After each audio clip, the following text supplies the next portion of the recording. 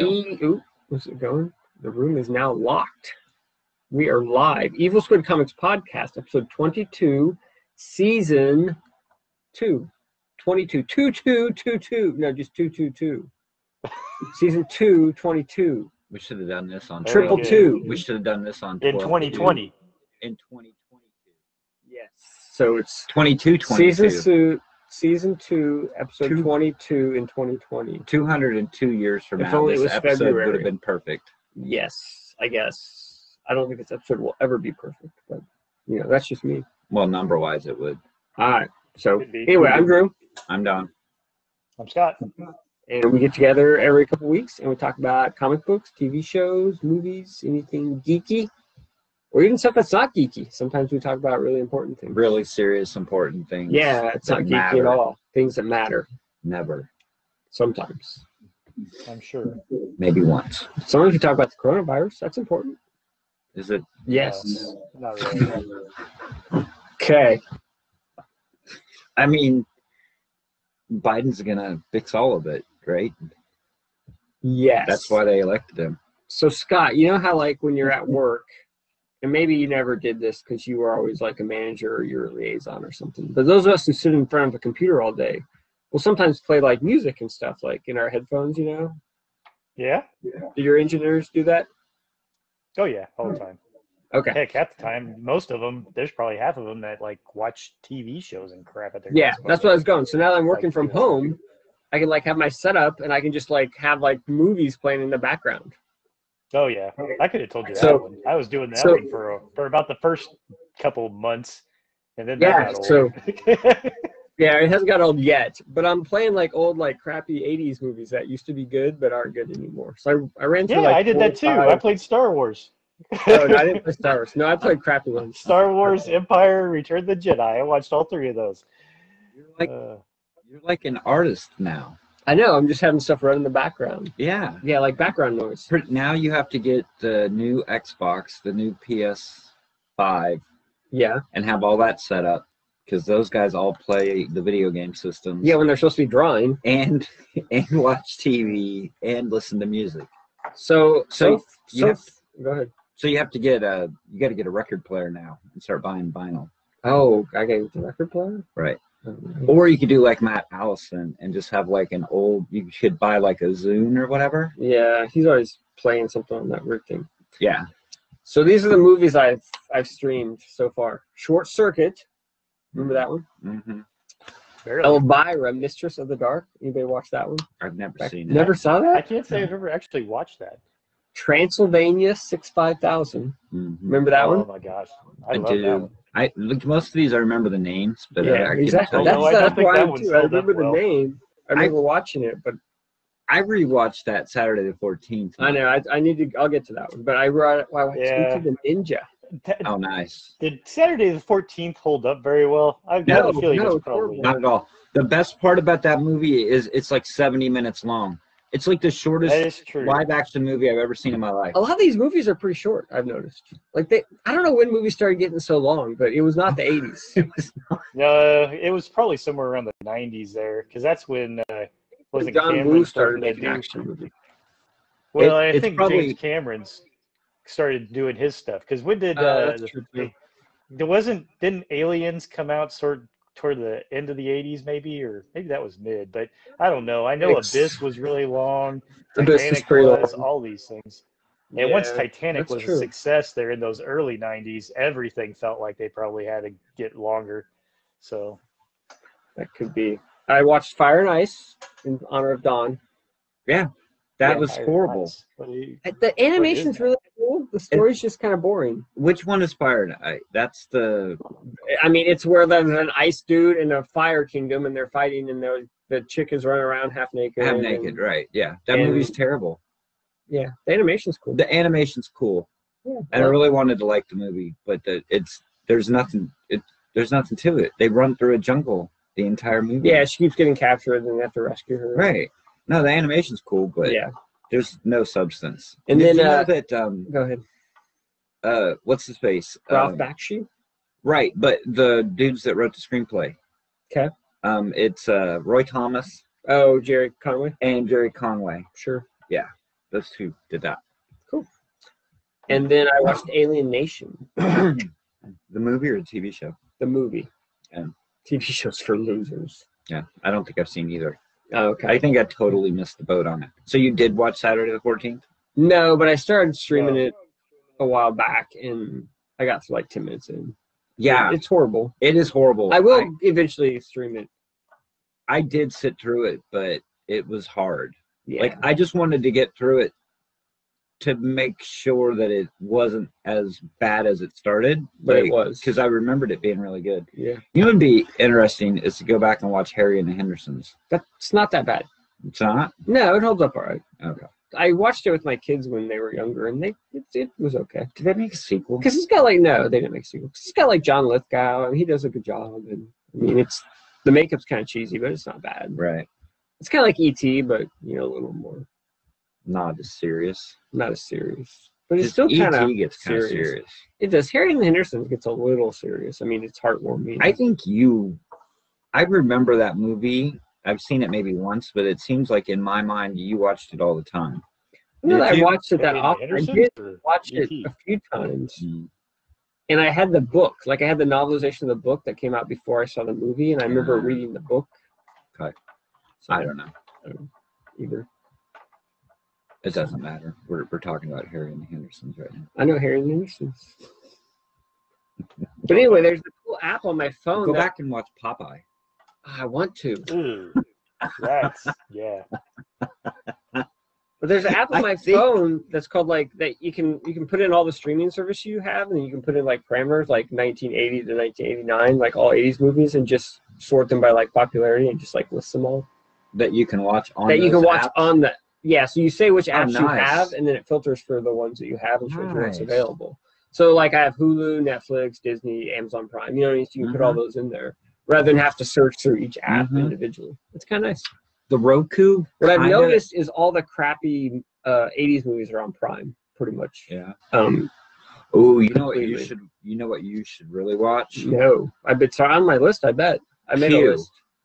I don't think that's available on any of them. I watched it on Prime like a year ago. I don't think it's there anymore. Oh my god, Yeah, but That's they probably pretty bad. it is really bad. I started watching Silverado today. It's not bad. I've ever even watched. It's a pretty solid Western. is it? I Yeah, can't say you I've never ever saw seen it. Silverado? No. You should watch Quicksilver. Isn't that the one where Jason Bacon I didn't see that on there. Bacon rides around on a Yeah, I know, guys. bicycle? He's a bicycle messenger after he lost all his money in Wall Street. Kevin Bacon. But then he meets that guy who's down on his luck, and he takes his money and tries to turn it into a bunch of money for at Wall Street because he's a. That makes sense. But he has to conquer his own demons because he lost everything.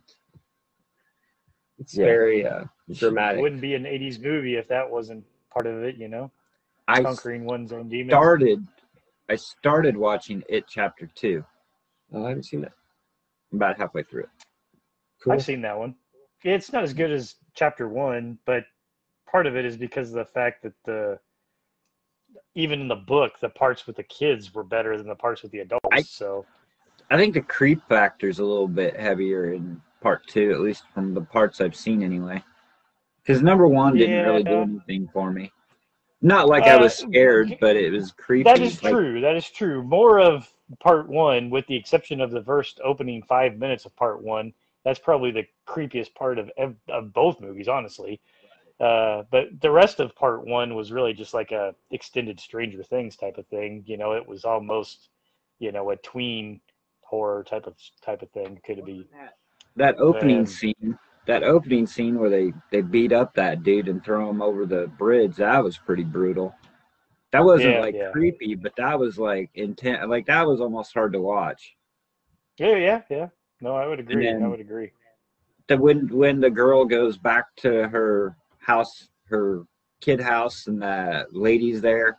The lady, yeah. That's creepy as hell. And then, yeah. I don't know. It wasn't creepy, but it was freaky when they're at the Chinese restaurant and the little I don't know. It just seemed like crawls out of the fortune cookie or whatever. I don't know. It just seems like the part 2 was long, and I know. I think it's like almost 3 hours. Yeah, and I think that was part of what took me away on that one was, I don't know. I mean, if I'm going to watch something that's in that scary horror type of vein, I don't want it to be real long, type of thing. I want it to be a little bit more condensed. And that's just me. We watched the two latest Trimmer movies. Oh, like 5 and 6, or 7, 6 and 7. The one where they're in the Arctic. You're into those Trimmer movies. Yeah. They went downhill after the first one. The one where they're in the Arctic, and then the very last one that they just made is like Trimmer Island. They're like on an island or something. Oh, wow. This one guy's like a billionaire big game hunter kind of guy, and he like genetically made them and then put them on like his own private island and then flew guys in to like hunt them down. Wow. And spoiler alert, I know you don't care, but for anybody listening, is this a spoiler for the Trimmers movie? Yes. Oh yeah, you don't need to say spoiler alert. But they finally killed off Gummer. Is that Fred Ward? No, he hasn't been in one since like the first or second one. Okay. There's people left. The rifle, the guy that from has Family all the Ties? Yeah, that guy, Family Ties. He's been in all of them. He has. That's what he did after Family Ties. He made Trimmers movies. He made Trimmers movies. That explains where he's been. I haven't been watching this. And they finally killed him in the island. Who are they going to get for 8? I don't know. They got nothing left. Well, they got nothing to tie it together. You know who they brought in? They brought in Napoleon Dynamite. Oh, okay. Is it Bill Hader? Yeah, or Joe Hader. I don't know. It doesn't matter. Yeah, That's what I'm saying. The Hader guy. It's a Napoleon Dynamite guy. Details. He's in the last one. Get fixated. All you got to say is Napoleon Dynamite guy, and everybody knows who you're talking about. I don't know if anybody knows his real name. But dude, it took me like John Hader. We were like, I think you're right. I think it's John. Yeah. We were like 10 minutes into the movie, and I looked up, and I'm like, "That's Napoleon Dynamite." And Barbara's like, I don't even know who that is. And I'm like, the movie Napoleon Dynamite? She's like, yeah, I've never seen that. I'm like, okay, well, that's the dude that plays Napoleon. Because I went, it's Napoleon. She's like, what's Napoleon?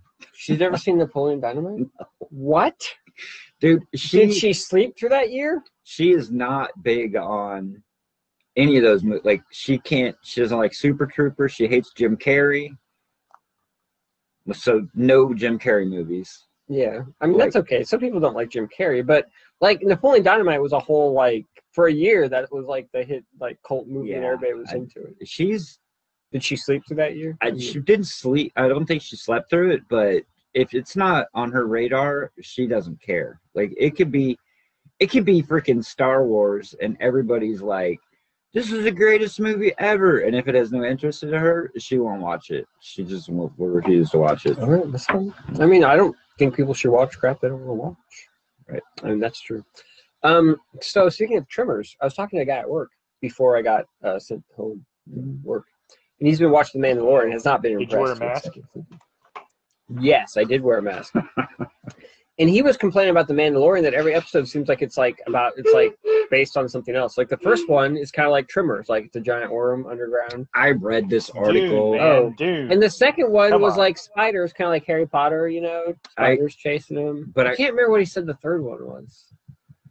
Jaws, maybe? I don't know. Because they were in the water. I'm not sure. Because it was in the water? And I was like, it does seem like each episode kind of is like inspired by something else.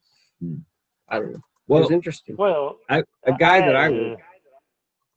I work with was like, he's really up on The Mandalorian, and he was like, dude, it's great. It's like a mini movie every week. Yeah. He's like, they should just stop making movies and just make like 2 or 3 TV series.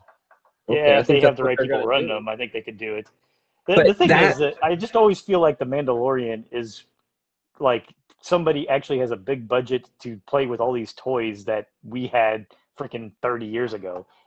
Ooh, what if we, suddenly had Bosk show up in the cantina, with IG-88 looking for, who knows who, and have to go out and do a bounty. Oh, wow. Now they get to put it on live action TV. Do you remember, Scott, probably before Disney bought Star Wars, they had been talking that George Lucas was developing like a live action TV series that he was going to release.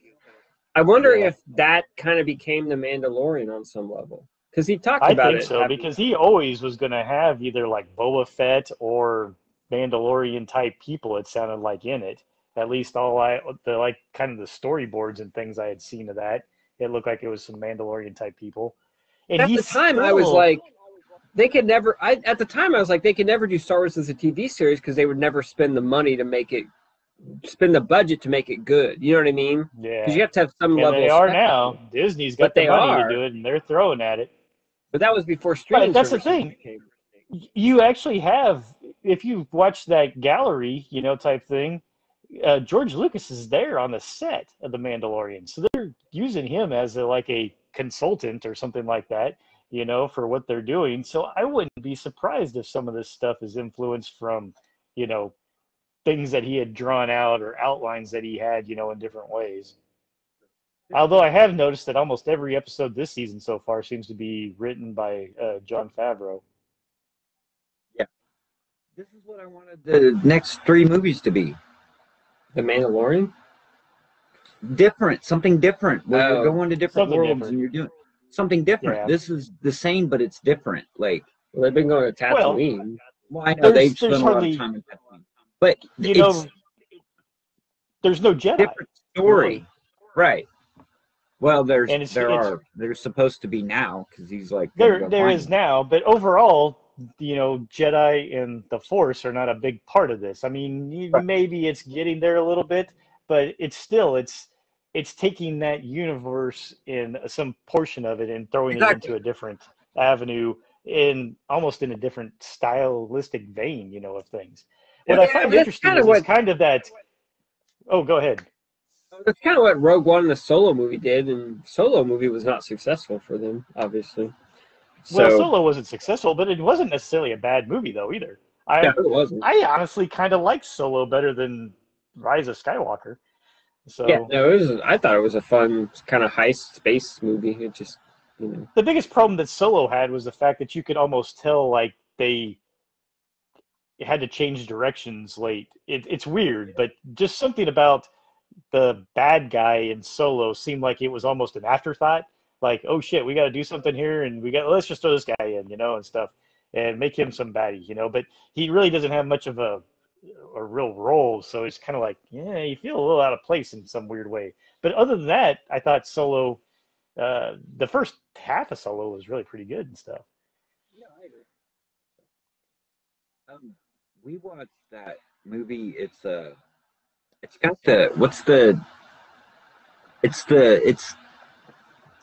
the deep. It's got. Did you take notes, dude? Because you're having trouble. No. We watched the movie. That's right. I did. What's the name of the lady that played in Twilight? Kristen Stewart. Kristen Stewart. And they're underwater in an oil rig. Charlie's Angels. No, it said 2020 on it. I'm kidding. Yeah, I know. Yeah. And it's like a deep sea monster movie or whatever. Okay. And it's got TJ Miller almost in it. Reminded me of that comic that you let me borrow, where the first Plunge. Was that where the first half takes place? Oh no, Department H. Yep.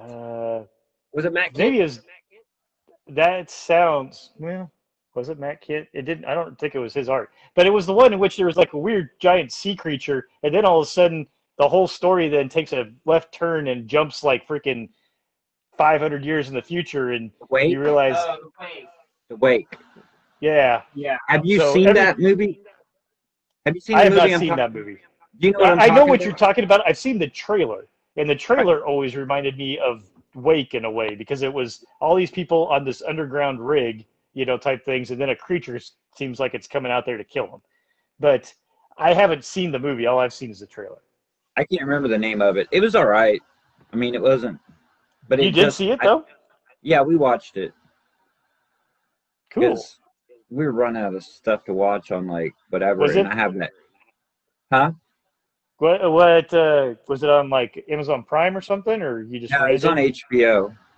Ah, the good old HBO. Yeah. I'm gonna have to get that one of these years, I think. It's okay. The pain in the ass is that I have it, but I have it. I think it's called I think it's called Underwater. That's it.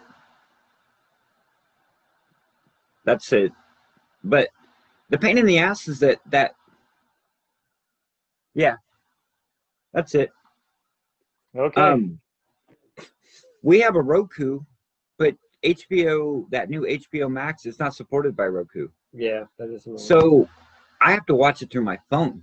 So I actually have to plug my phone into my TV to watch HBO. I thought they said it was moving to a few more devices, like there, but not Roku. Yeah. Maybe it was going to Amazon, because it's not on Amazon Fire Stick either, I don't think.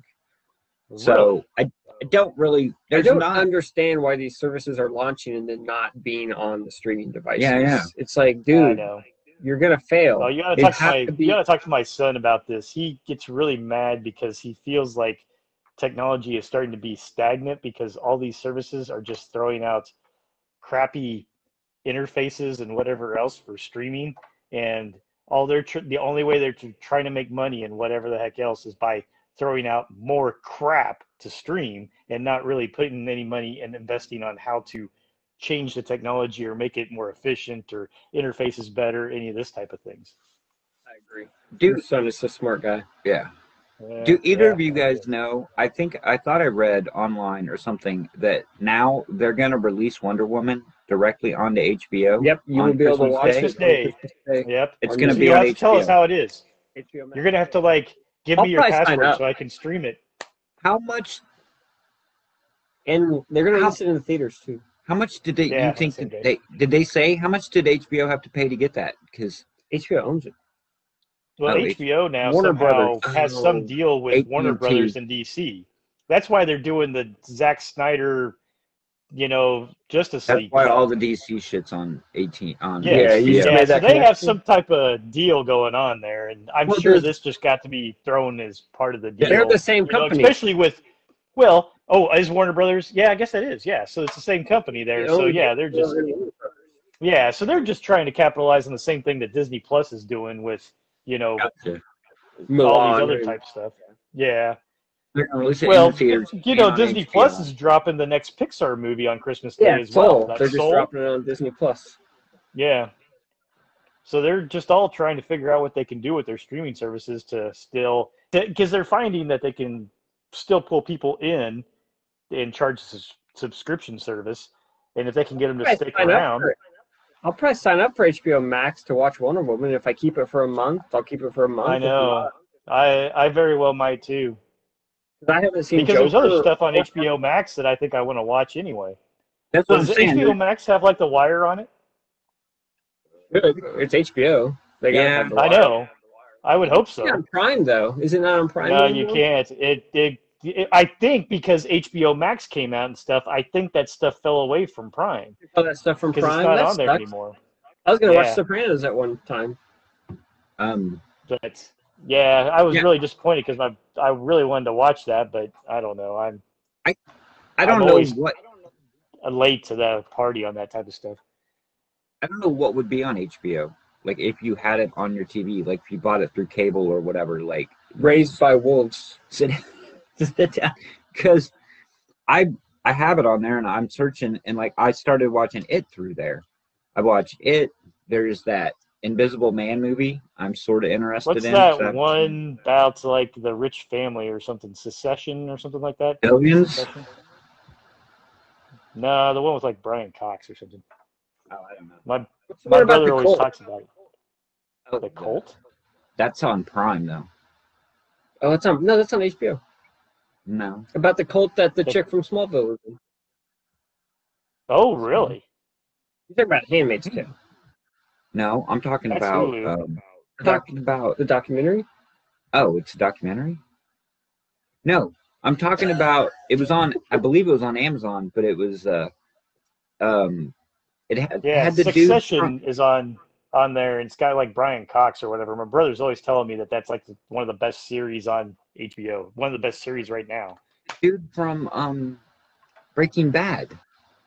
The kid. Is that what you're talking about? It's like what's the thing that The Vow, that's what I'm talking about. The Vow? The Vow on HBO. It's a documentary, one season. Oh. No, I don't know about that. Okay. I thought you were talking about that. You should watch Chernobyl. Yeah, Chernobyl. Did you watch that? Mm-mm. Did you watch? You should really watch that. Chernobyl was great. No. You watch Westworld? No. It's a pain in the ass, dude, because I have to watch it through my phone. Just get us. That is probably true. It's on some devices. You just need to get a device that has it. Get yourself an Apple TV, and then you can stream it to your TV. I really like the Roku, though. I'm kind of invested in the Roku. Yeah, I understand. I have 2 Rokus and a Roku TV. So I don't want to. I have a Roku switch to TV Apple and now. a Roku. Can I run Apple TV and a Roku? Yeah, you just have to have another HDMI cord. Yeah, it's just another input. Just another input. Much as a friggin' Apple TV. They're not cheap. That's not really your best bet to go, I don't think. Probably not. My Vizio television, though, will AirPlay my Apple as well. So you could get a Vizio TV. Just go get a new TV. There you go. Is it not on your smart TV? No, what smart TV? Do you have a smart TV? You said you have a Roku TV. He says he's got a Roku one. Yeah. I don't know. Dude, that's cool, dude. I don't know. It is annoying that HBO Max is not on as many devices as it Technology has passed me by. It's going to get there. I just found out about Roku, Yeah, technology has done past me by a long time ago. I thought, why do I need a Roku? And then I got one, and I'm like, this is the greatest thing ever. Because, yeah, it's on Amazon Fire TV. Sticks. Damn it, I should have went with HBO Max. That's what it says. And Samsung TVs have it. Did PlayStation? You don't have a PlayStation hooked up to your thing? PlayStation might be able to download it. Yeah. Yeah, PlayStation 4 has it. Watch some stuff as well. I'm not still. Yeah, because I could always download it to the PlayStation. My PlayStation usually has most of the apps. The Vizio television actually keeps up with that pretty well. Because I think I got HBO Max. Yeah, my Vizio one. It's got other issues. It's not the greatest television, but for whatever reason, their apps always seem to be up to date pretty well. It got Disney Plus, and I think it's got HBO Max. My Samsung does, but my Vizio does not have all that stuff for some reason. I don't think it's an older one. I don't think my Vizio is smart TV. Yeah, my Vizio has it, but it's for whatever. I mean, it downloads, of course, and updates all the time. So that's why it gets those updates for those apps. But then it got one of those damn updates, and now you can't turn off the television because of the update on the actual smart cast where you can select all those apps. You have to go to I have to always go to my television input to turn it off. So you gave me, is it voice controlled? I don't think so. I think I have a ghost in my house then. You probably do. Really? That's the funny thing. My Vizio is. I can tell Amazon. I can tell my Amazon little dot thing to turn on my television, and it will.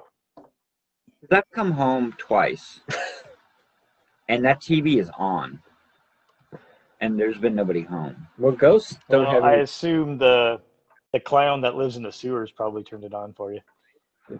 Pennywise. Right. Yep. Should we talk about some comics? I would love to talk about some comics because I read a lot of comics. Cool. Well, instead of talking about comics, what I will talk about is I watched the Marvel 616 documentary series. I didn't ask you. Have you watched that? I don't know what you're talking about. On Disney? No. There's a Marvel. I'm not watching documentaries on Disney. I'm sorry. I'm not going to do it. This is about Marvel this comics. This is almost all I do anymore is watch documentaries. I don't know what my problem is. I'm the same way, dude. I love documentaries. Yeah, I've run out of and stuff Disney's great because they have the National Geographic channel where it's like a load of documentaries. Yeah, but I like to watch documentaries about serial killers and murders and stuff. But anyway, that's what I'll use my turn since I didn't read anything because I was watching documentaries all the time. That I'll talk about some of these. I did see that though, and I was interested in a few episodes. There were some that I was not interested in at all. Yeah, it's understandable. It sounded like a good concept. It sounded like a good concept that would be good for me, but when I started reading through the episode descriptions, I'm like, I don't want to watch that. That doesn't sound good. And I looked at Barbara and I'm like, this is great in concept, but they missed something in the execution. So how is it? Possibly. But anyway, so you want me to talk about it now or start here anyway? He's going to intersperse it with our comic book reviews because he didn't read That's it. what I was going to. So, but at least you have the the idea of what 616 is. So I don't have to explain that. I read Crossover. Oh, dude, I'm drooling right now. Wow, Scott's really excited about this book. I am excited about this idea. I read about the idea in in an article, and it just sounded like this has potential. So yeah. Okay, so basically, what this book is about. Oh, he's checking his notes too. I like it. Yeah. Let me hold it first. Yeah, sure. Focus. You can flip the art. Art's kind of cool if Scott wants to see it, but look at that. So who is the artist? Jeff Shaw. So on same guy who did God Country. Okay. Okay. Yes. January 11th of 2017 in Denver, Colorado, there's an event, and superheroes become real. Like they just appear. Okay. And so they basically they form like a bubble, and they just fight in there, like they're just having a knockout brawl, and that's become like everybody's moved away from Denver, and it's only superheroes that live in this bubble, and they just fight. Cool, because that's what superheroes do. Right, they just fight each other. Superheroes and villains. Is this dude at a comic book convention or a comic book store? It's a comic book store. That's a nice store. I know. That's like Boom Comics in Topeka type nice. Part of it Holy is, cow. so there's this girl, her name is Ellipses, and she works at this comic book store. And so like in this time, they're like comic books, this dude sells like vintage comic books, and so like there's a bunch of people that are in there because they're buying like comic books or whatever, and so one of that pixelated girl, like she just wanders into the comic book store, but she's like one of the superheroes. So she got out somehow. On her. She got out of the bubble. That's not somehow. good when you got superheroes get out and of the so bubble. there's like people out in front of the comic book store, like how did they protesting. get them in the bubble in the first place? We don't know. There's They like an event, like at the very bubble? Huh? Like at the very in the bubble, huh? At the very beginning of the book, there's a kid on his bed, and he's like reading a comic book, and then there's just like this flash, and like then the white event, like and then look a bubble, and then a bubble forms, and they're just and there's just like superheroes all in the bubble. It's like the Bottle City of Kandor, except it's life size. That's where I was thinking, yeah. So she's the Ellipses lady. She's working at the comic book store, and she sees a little girl. She's like, "How did you get out?" And she's like, "A man let me out." And then she's like, "Can you draw me a picture of the man that let you out?" And she draws a picture, and it's a picture of Superman. Wow. So apparently Superman this let her guy, out. is that what you're saying? Yeah, that's Superman. I don't know if that's Superman. That's Superman. It's got an S on his chest.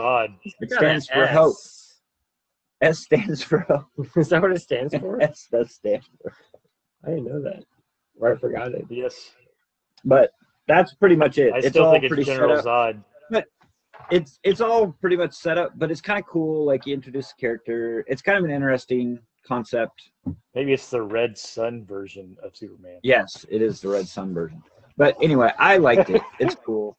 So at the very beginning, this was great. They have like two quotes, and the first one is the world of the comic book. The world of the comic book is the world of the strong, the ruthless, the bluffer, the shrewd deceiver, the torturer, and the thief. In comic books, life is worth nothing. There is no dignity of a human being. Frederick Wortham from Seduction of the Innocent. Nice. And then right underneath it, kids love chains. Todd McFarlane. Kids love chains. That's awesome. Yeah, right. Love that. It's pretty great. Kids love chains. That's why Spawn's full of chains, dude. Kids like chains. What can I say? It's like chains. What can you say? Why does Spawn have this obnoxious cape? I don't know. Capes look cool. Capes are cool, and kids love chains. Kids love chains. I'm reading that as like this real serious thing from like Frederick Wortham from Seduction of the Innocent, and then it's kids love chains. Todd McFarlane. He's a philosopher. Like, awesome. Pretty much. Well, speaking of, so this is a total tangent. So Todd McFarlane was like we never do that. I know, right? I don't know, it was an interview or something. I can't remember who he was talking to. Maybe it was a Bleeding Cool. I don't know. Yeah. But anyway, he was saying he's always like on about like how more people aren't as successful as he is or whatever. Right. You know? He's like, why am I still popular? You know, someone should have knocked me off by now. Mm-hmm. He's like, where's that other generation of artists that came after us image guys? Why are we still popular? Why haven't we been knocked off? And well, because of Rich shifted to the writers. Well, Rich Johnson is trying to make all these reasons why possibly it happened, blah, blah, blah. He's like, no, it's because they aren't putting in the work. Because we did our time, like we drew a book for like 3 or 4 years. Like, you know, it was a grind. We did a monthly book and we put the body of work in and built up an audience. And now, you know, and then we were able to be successful. Guys today don't do that. They're just cover artists, or they're just, you know, do like 3 issues a year or something, you know. And he's like, I'm like, I don't know if that's true. But it did get me thinking, and here's what my question is. Who are the next generation of, like, popular artists after the image guys? I started to make, like, a list, trying to figure out, like, who those guys were. And I guess right after the image guys, you got, like, the guys who did Cliffhanger, right? Joe Madureira, yeah, Humberto Ramos, and J. Scott Campbell. They were the next generation, right? They're all offshoots of image, though. They were, but they were they did their monthly books. They put the time in, they got a following, and then they did their own thing and got really rich, and now they mostly do covers and stuff. I guess they didn't build like media empires like Todd McFarlane did. I don't know, though. You've got some now like Scotty Young, Olivier Capel. I see some of those ones. I think that's another thing in this interview. Rich said, well, you're seeing people now. He's like, yeah, but where were those guys in those 20 years or whatever? You know, where were those? And then Rich Johnson said, what you did. He said, well, it shifted to writers, and writers became kind of the focus after that, you know. Yeah. But he's like, oh, no, we shouldn't even be popular. There's people should have knocked us off. I don't know what happened. They're a bunch of slackers. So I'm really, really into this Raw Observations podcast. I don't know why. I'm fucking addicted to it. It's good. But he was talking about, he talked about DC. And because, you know, he's been on social media saying that DC is going to die and DC hates DC. I know. But because they screwed him on the books he did for New 52. Yeah, but dude, it was like crazy. Like, he talks about it, and like some of the stuff that happened with like New 52 is crazy. But anyway, he did the most recent one that I listened to. He did exactly kind of what you're talking about. He talked about all the labels that came after Image, like Legend. Yeah. And so you had Legend. That's all old guys. Right. And then you had Bravura. But then... Those were old guys. Right. They were older than Legend. Bravura was like the old dudes. Yeah. But... Totally. But then you had CrossGen. And CrossGen... That's what I remember. Yeah. CrossGen brought in a huge amount of artists. Yes. Joshua Middleton, Steve McNiven. But it ended up not Brandon being successful. Peterson. I mean, those are the guys, like those guys, like Steve McNiven, like, you know, he's Greg big Land, now. Yeah. Greg Land, Jim Chung. Yeah. I mean, there was a shit ton of talent at like CrossGen. Oh, totally. And then when they fell apart, it was like DC, it was like free agency, man. Yeah. DC and Marvel got most of them, I think. Yeah. And so, I mean, that's kind of where that next generation was. I think it was kind of formed through CrossGen. There were a lot of people at CrossGen. Yeah, I think so. It's just difficult when you're trying to be a startup and to try to make successful and everything else and figure out the ins and outs. How do you make it efficient so that you can be making money and things where these other ones already have the established names and whatnot? Yeah, you know, I don't know. Image, a lot of what happened with the Image guys was they hit the right place at the right time. Yeah, it really was. Comics were hot, and they were selling a ton of copies. Everybody was at that time. You know, now it's really downstreamed a lot. And even when CrossGen tried to do their mark, the market just wasn't there, is what a lot of it is. And it wasn't like they were any worse artists than the ones that came in those early 90s. They just, unfortunately, it wasn't the right time for the market. What's that? Well, yeah, they were probably better. Yeah, they're definitely better. And the other thing too that Liefeld hammered, I mean, you have to. I even get to it, and I'm like, oh my God, he's talking about how he sold 3 million copies a year, always, every day, or whatever, you know. So you have to be able to put up with Rob Liefeld, but if you can put up with it it's great because he's got great stories. It's stuff that I've never heard of. Like, it's cool stuff, but he made a point that, so McFarlane sold 3 million with Spider-Man. He sold 5 million with with New Mutant or X-Force. And then like 2 months later, Jim Lee sold like 7 million with X-Men. That was what, 1992, 91? It was very early 90s there. There has not been another comic that has sold 1 million copies since X-Men, since Jim Lee. You mean 8 million, 7 million? Not one. There's no comic that has sold 1 million copies. The Star Wars. I don't think it sold 1 million. I think it did. I don't know that it has. I mean, I don't think it once those guys got done and everything else, it dropped, and then you were starting back into the hundreds of thousands of sales. Right, but Liefeld's like nobody in almost 30 years. There's been no book that sold 1 million copies, and that's insane. Probably not. That's because all of those people stopped buying multiple copies. I know. They realized it was a scam. Yeah, I know. Yeah, but like there was a lot of people buying stuff though too. In general. And I'm not, because everybody was thinking, oh, this is the new hot market. It's like baseball cards, and things. But it was a hot area. Spider-Man had however many. X-Force had the bagged with the trading card, and then X-Men had like the 5 different covers or whatever. But Spawn sold. Well, that's not true because Spawn sold 1 million copies. So I don't know what he's. And that's my point. But is that Spawn those guys jumped off of Marvel at the right time when the copies being sold were at the top. They went. I mean, it's like no different than any of these other type of peaks. They jumped off here at this peak, and they were making what they could. And the ones that were smart enough to invest or whatever else, like Todd, and things, have been able to maintain some of that. But I mean, it dropped like anything else, and it had a hard drop was the problem. So when CrossGen comes out here, it's way down here. They can't compete. I mean, these guys were selling shit like way back here. They can't make any money. So it's, I understand what Todd's trying to say, but Todd and his group, were a little bit of luck, a lot of talent, and things of that nature, but they hit things at the right time. But he is right. In order to do that again is just going to be, I mean, I don't know if that will ever happen again because of timing, Right. But I mean, he is right. I mean, he was on Spider-Man for what, 2, 3, 4 years? Yeah, he grinded it out. He grinded it out every day, every week, every month. No, totally. Rob Liefeld was the same way when he took over New Mutants, and then he did X-Force. Oh yeah. It seems like the other guys. They put in their time. And Silvestri was. Oh, he grinded. He was huge for. Oh God, yeah. Before that, like he was popular. Like years. he was on X-Men, like before Todd. You know what I mean? Like he was the older guy. And then,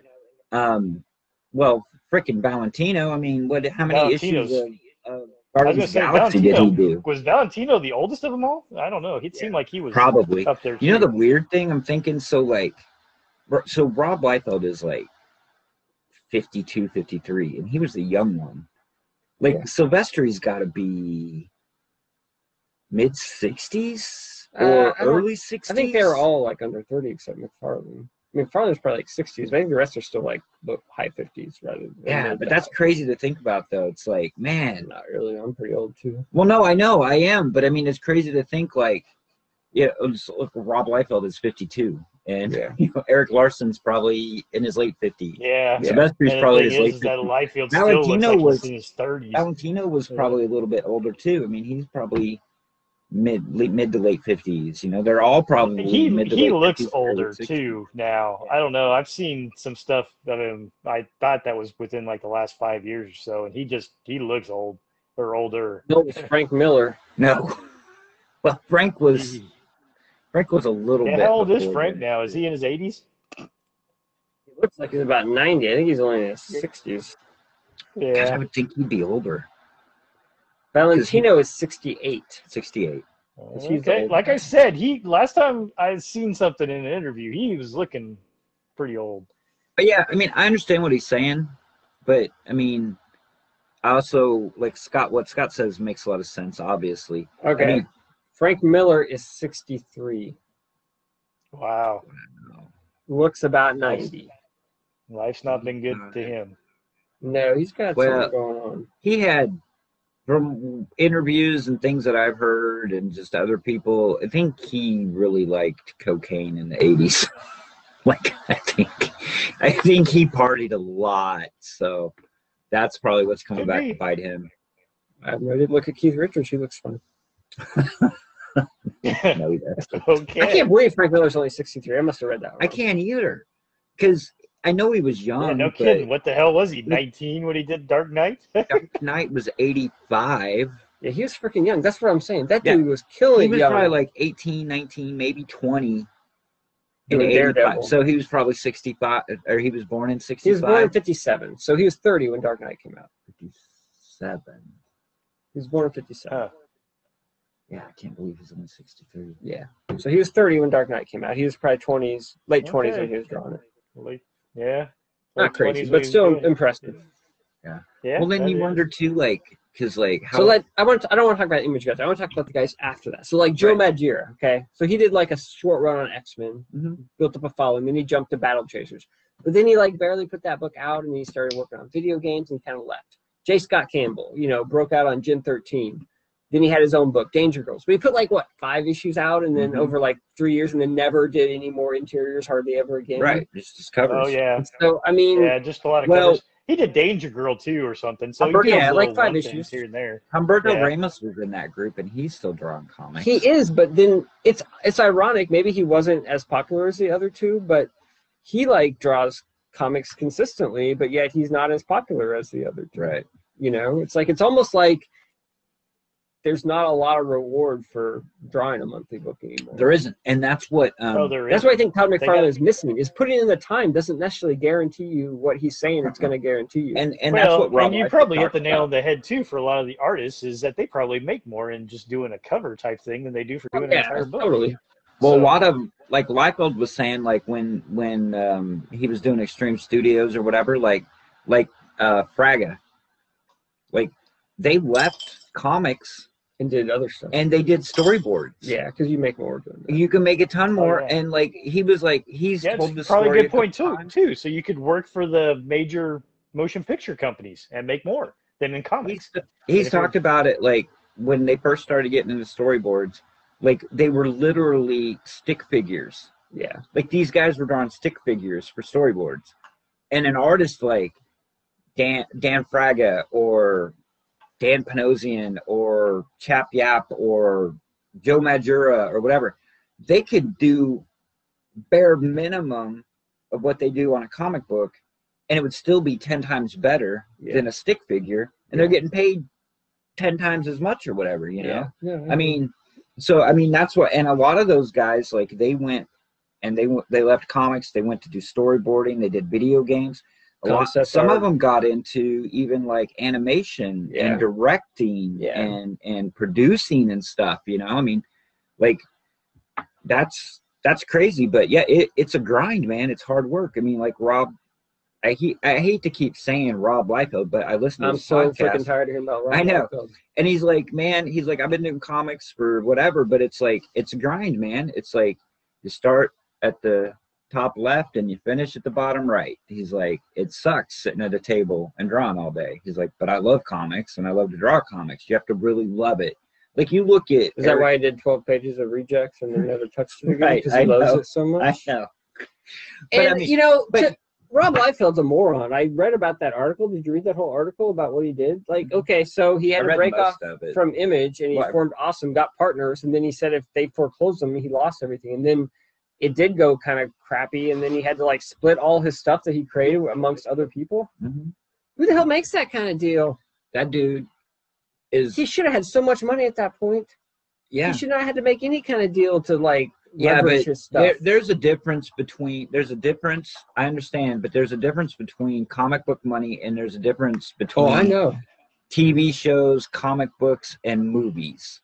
Like if you want to get your product, if you want to get Youngblood turned into a movie, I'm not saying he's financing it himself, but somehow he lost control of his comic books. And I understand that, but right now after Deadpool hit a movie, and I mean, he's fine. The dude is banking on royalties. I know he's not like hurting or anything.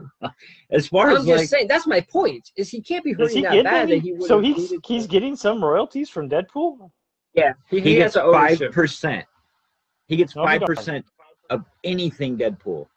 If they make an action figure, is that something that he made a deal with Marvel on then at the time? So back in the 80s, Jim Shooter was editor-in-chief, okay? Back in 80s, 90s, Jim Shooter was editor-in-chief. He wanted his people to create more content for Marvel IP, but they didn't want to because they didn't have any ownership. So he gave everybody who created stuff an ownership stake, like 5%. A little bit of ownership, yeah.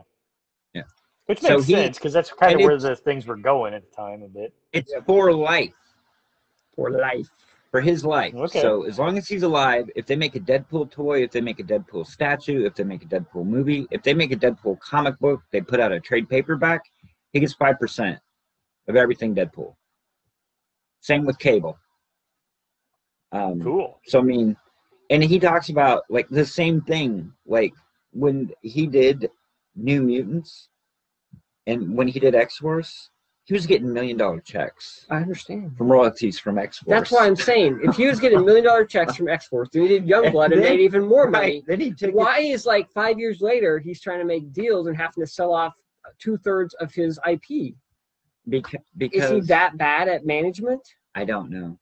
I mean, if I was that young and I made that much money that early, I would say, okay, I'm putting $10 million over here just as a slush fund. This is my, you know, whatever. Well, don't touch this. If anything goes wrong, I got $10 million, right? I do know. Yeah, but then again, I'm not an artist either, so, you know. No, I never made $10 million when I was 20-something. I do know that he spread it around really good with which is dumb with X-Treme Studios. No, not necessarily. I mean, I'm talking like page rates. I know. He paid those guys.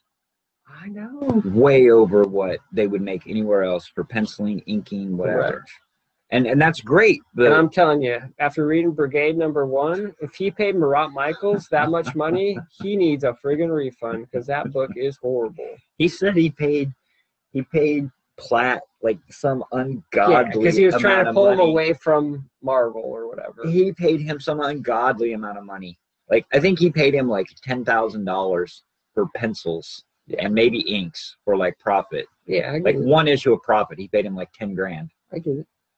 He was paying like his inkers like $350 a page, and these guys were cranking out like they're inking. They could ink 2 pages a day. Yeah, these guys were making like I don't know, $2,000 a week.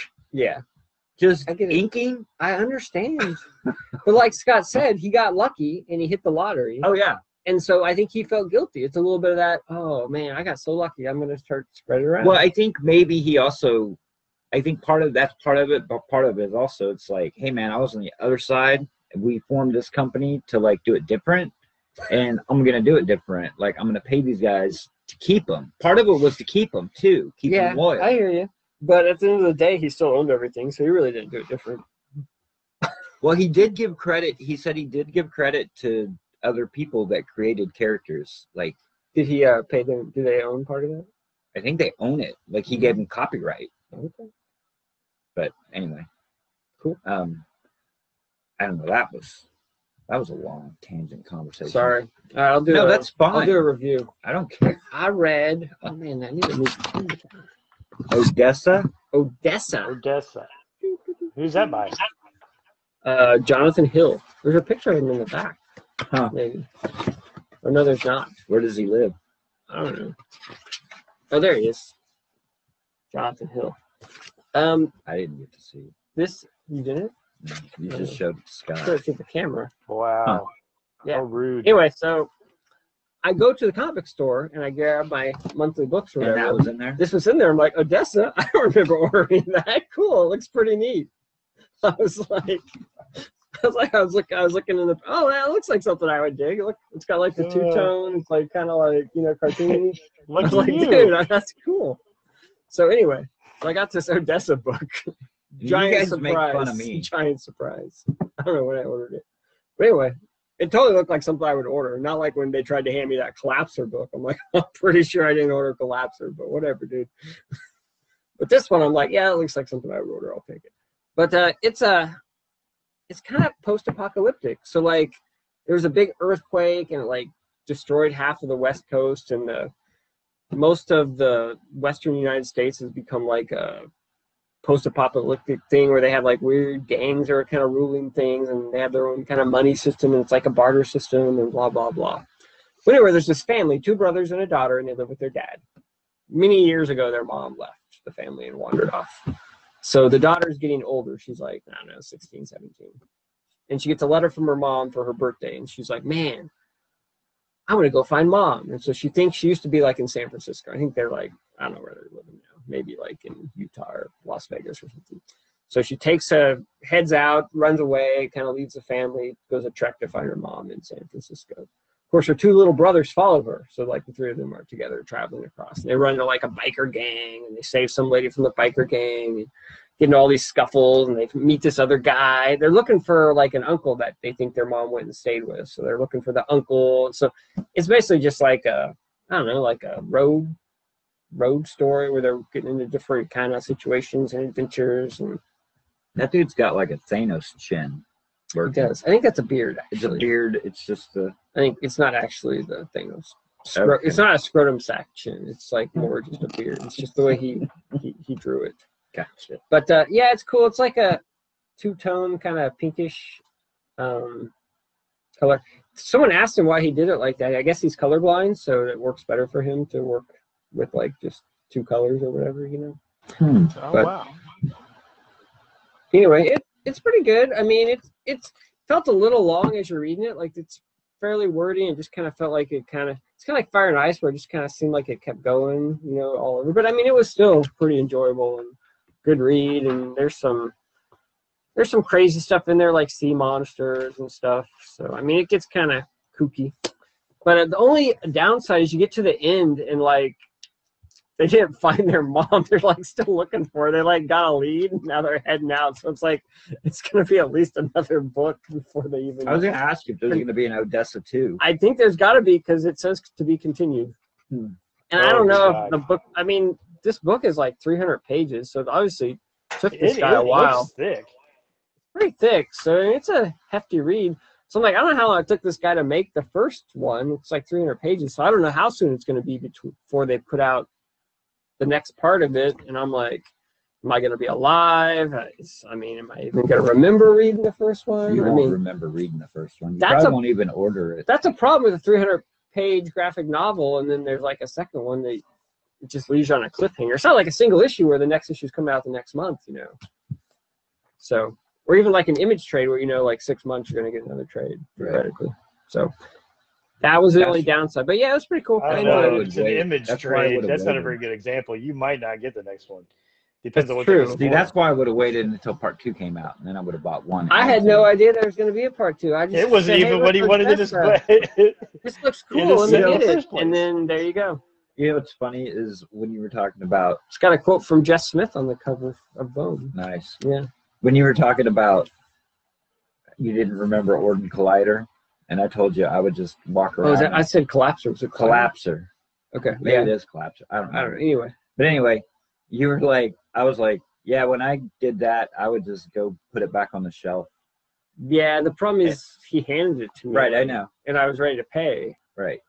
But anyway, I just had a thought went through my head of Better Off Dead with the mailman. Oh, yeah. Just walking and dropping stuff with a trail of mail as he left. That's what I would do in the comic book store. Just if I had comic books, just dropping them on the floor, walking over them. See, next time I'll do that. See, this time I thought that, hey, I'll tell them I didn't order it and they'll take it back, but they weren't taking it back. And so I'm like, okay, next time I'll play it cool. I'll be like, oh yeah, thanks. So I'll go look around and drop some stuff off. See, but since I made us think about it, I couldn't then go drop it off because I come back there like, where'd that trade go you had? You put that Collapser trade right behind the Maestro #4. Well, they have a trade section. I'll just slap it right. I'll alphabetize it and everything. Slide it right on the shelf. That is true. That is a very good point. Yeah, I messed up because I Right. I argued first. I should have. Yes, exactly. I should have not even tried. I should have just slapped it on the shelf. It's easier to ask for forgiveness than to ask for permission. It's easier to just do it and hope you don't get caught. I know, that's an old. Yeah, I know what you're saying though. It kind of applies, but not quite. Right. Right. It's close. All right. So it's time for Scott to talk about an episode of 616. So is this like a series? Like each episode is slightly different? It is. So there's basically 8 episodes. How many episodes? 8? Yeah, 8 episodes consisted of their first season. Okay. So what? And each describe me what one episode covered.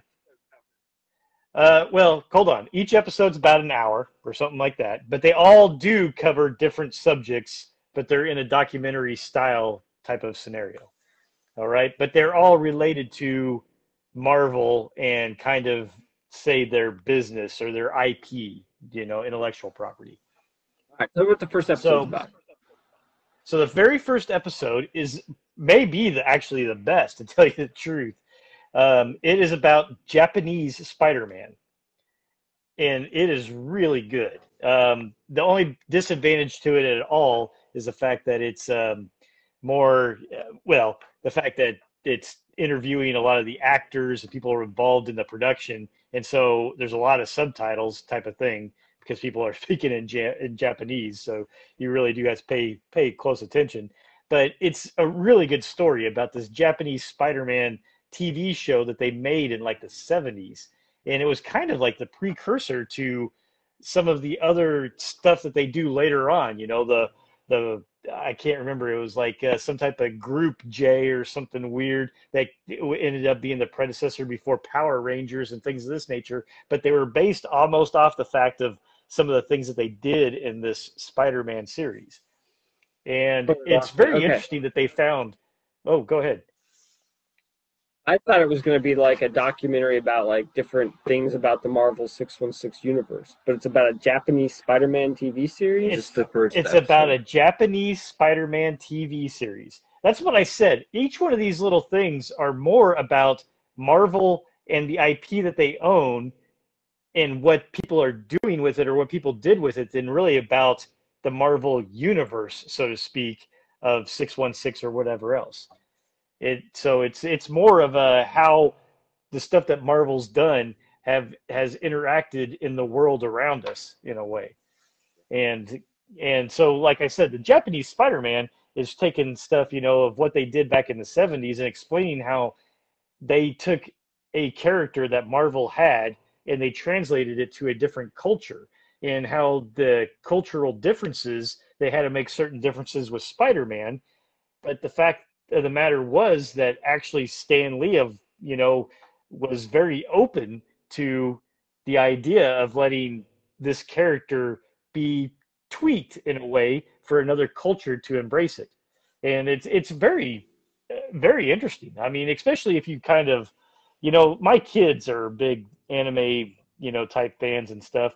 And so from their perspective, they kind of like that Japanese culture and things. And so that's one of the things I try to, watch on a little bit. And I found this very interesting from that aspect of it.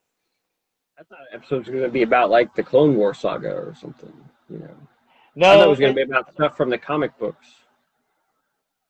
No, they really, each one of these don't really focus too much on comic books themselves. It's, like I said, it's more on how Marvel as an industry has affected different things and how they, how they've changed maybe throughout the years, in different subjects and stuff like that. It's a lot of how, like I said, how Marvel and their brand has either affected or been affected by the world around us. I'm glad you're enjoying it. It sounds horrible to me. If you don't like documentaries, you wouldn't. The Japanese Spider-Man, like I said, is extremely funny because they found the original actors, all these type of things, and they tell stories about it. And just the campiness of this TV show is freaking hilarious. But like I said, I think you have to have a little bit of that appreciation, maybe if you have appreciation of, say, Power Rangers or or anime or whatever else, it makes it a little bit more enjoyable as well. All right. I'll probably watch the Spider-Man. Like I said, there were a few. We'll let him talk about other ones. But I would say that the Spider-Man one was probably my favorite out of them all. But yeah, it's the description is like the second episode. Explore how the trailblazing women of Marvel Comics found ways to tell stories of representation. Right. That doesn't sound that appealing to me.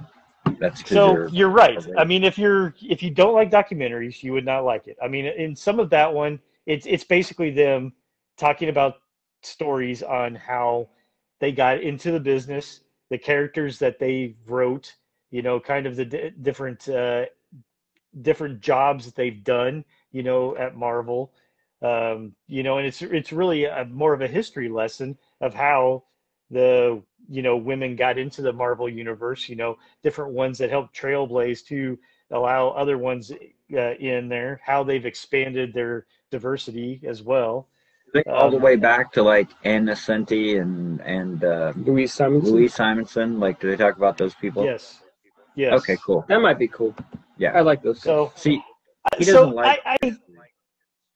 So you know, I didn't think it was. I thought the women in comics as well was pretty interesting also, because it talks a little bit more about that history and how, you know, Marvel, especially at that time, was a bit of a family felt business. You know, it was pretty small, you know, and things, everybody rushing for deadlines, people jumping in where they could, you know, and that's how some of these women got their opportunity, was because of the fact that the men couldn't keep up with deadlines, you know, and things. And, you know, they're like, well, here, can you take on this? You know, yeah, sure. You know, and then it turned out, hey, they're really good at it. Okay. You know, and it kind of would open up more doors then for other people to come in. And then that, you know, kind of, you know, became more of an offshoot to me being more diverse from a race perspective and other things. Cool. All right, Don, what you got? All right. I'm not going to review the book, but this is kind of cool. So it's Spawn 301. It's record breaking. But on the back, it's really cool. So this is what's cool. June of 92, Spawn #1, Todd and Cyan. And then October 2019, Spawn 301, Todd and Cyan. Now a doctor. That's how long it took. Wow. So, and then at the top it says thousands of pages, hundreds of characters, dozens of creators, 7 image partners, 3 decades, 1 record. I mean, it's like 27 years of doing Spawn. It's a long freaking time. Like, I've been buying Spawn longer than half of my life. You know what I mean? Yeah. Because I'm 49 and it's been 27. So since I was 22, I've been buying Spawn every month.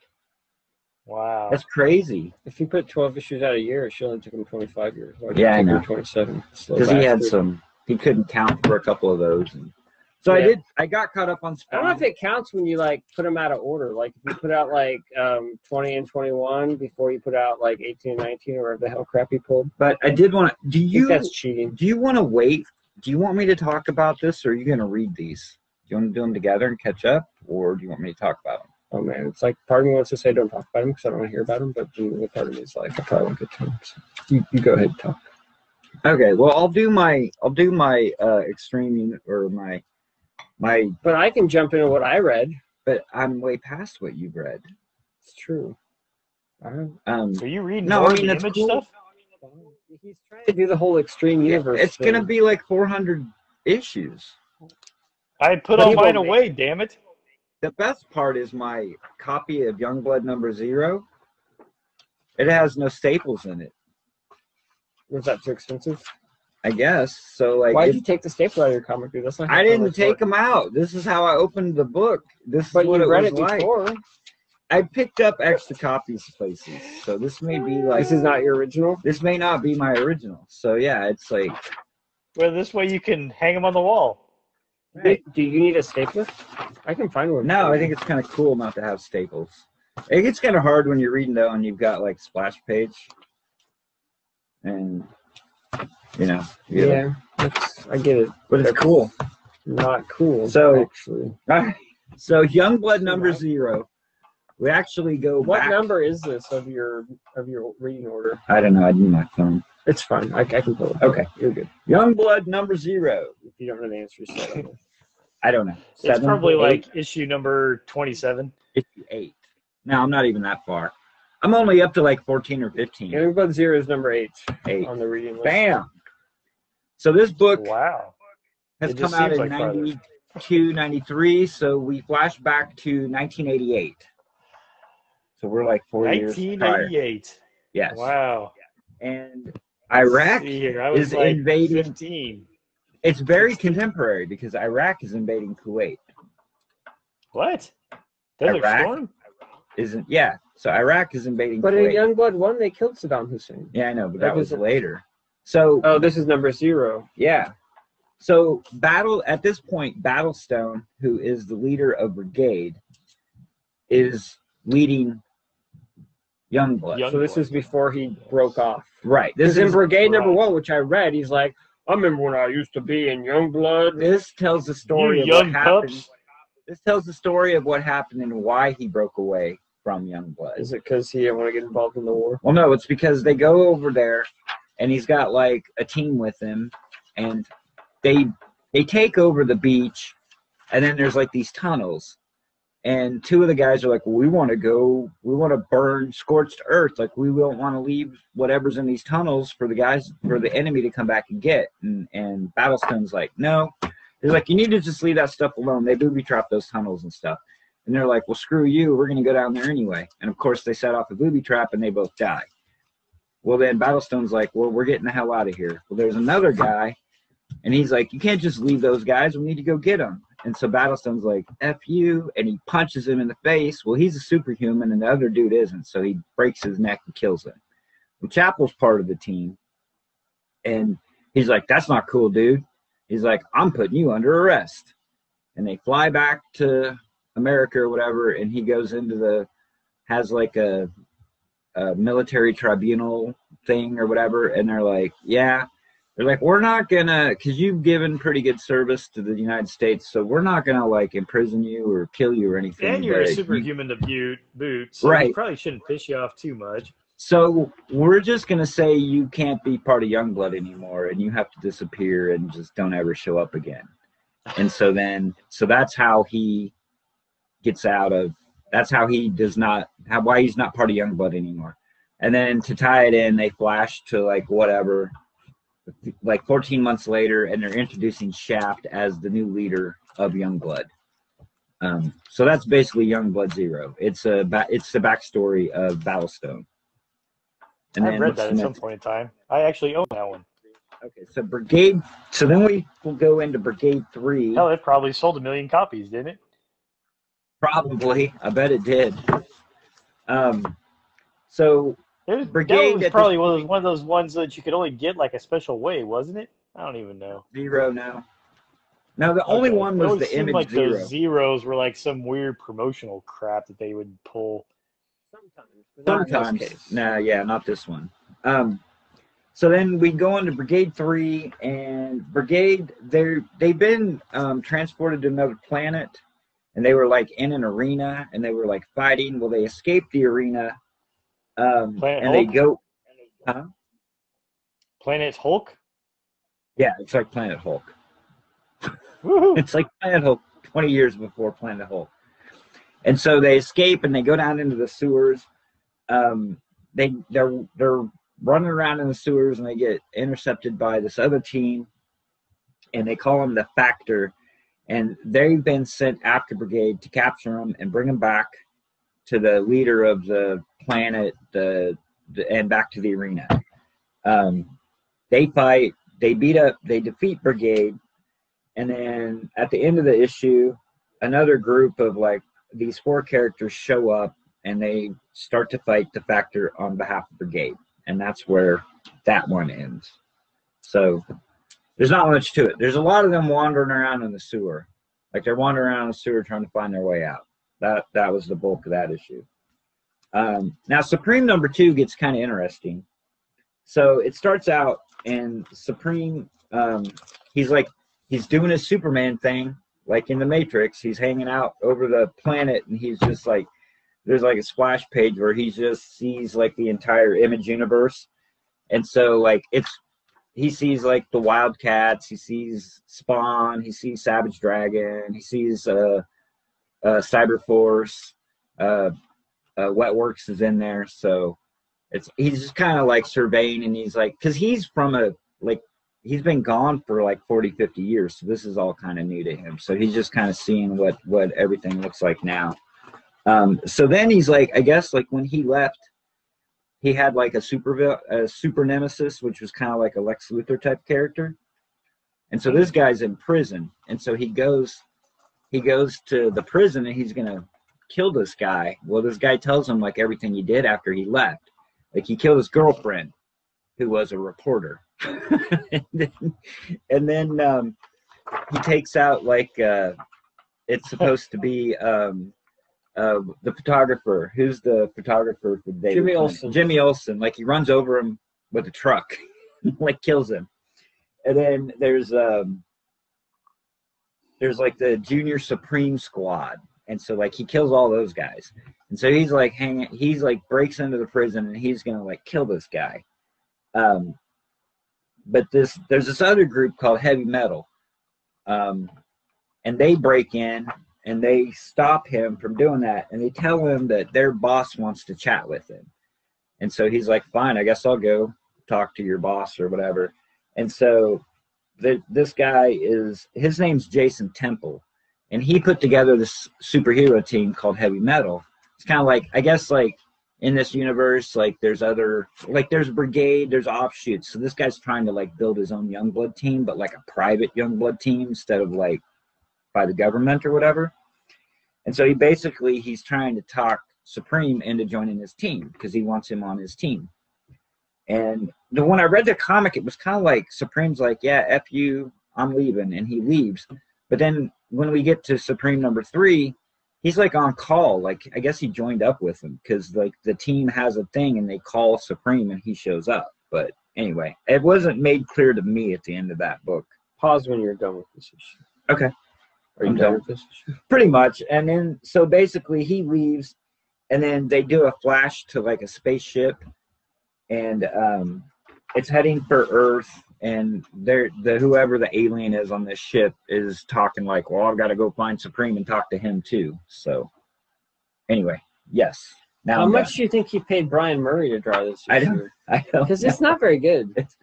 Yeah, and he's like, and I've never even heard of Rob Liefeld inked pages. So yeah. He had Brian Murray draw it, and then he inked over Brian Murray. Maybe he should put some. All right, okay, so this page.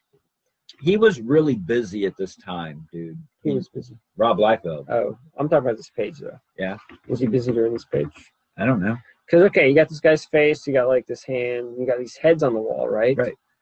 What's this little panel here? Is that, like, a nipple? I think it is. Is that a female or a male breast there? I don't know. But, yeah, I did see that. It is a nipple. It's like, but it's like its own little panel. Like, what is that supposed to, what does that have to do with anything else on this page? I have no idea. Why is it just a random panel at the bottom of this page with a nipple? I don't know. But the interesting thing... See, Scott, there's like a... At the bottom of the page there. You see that? I do see that. Like, what is that? It looks like a nipple.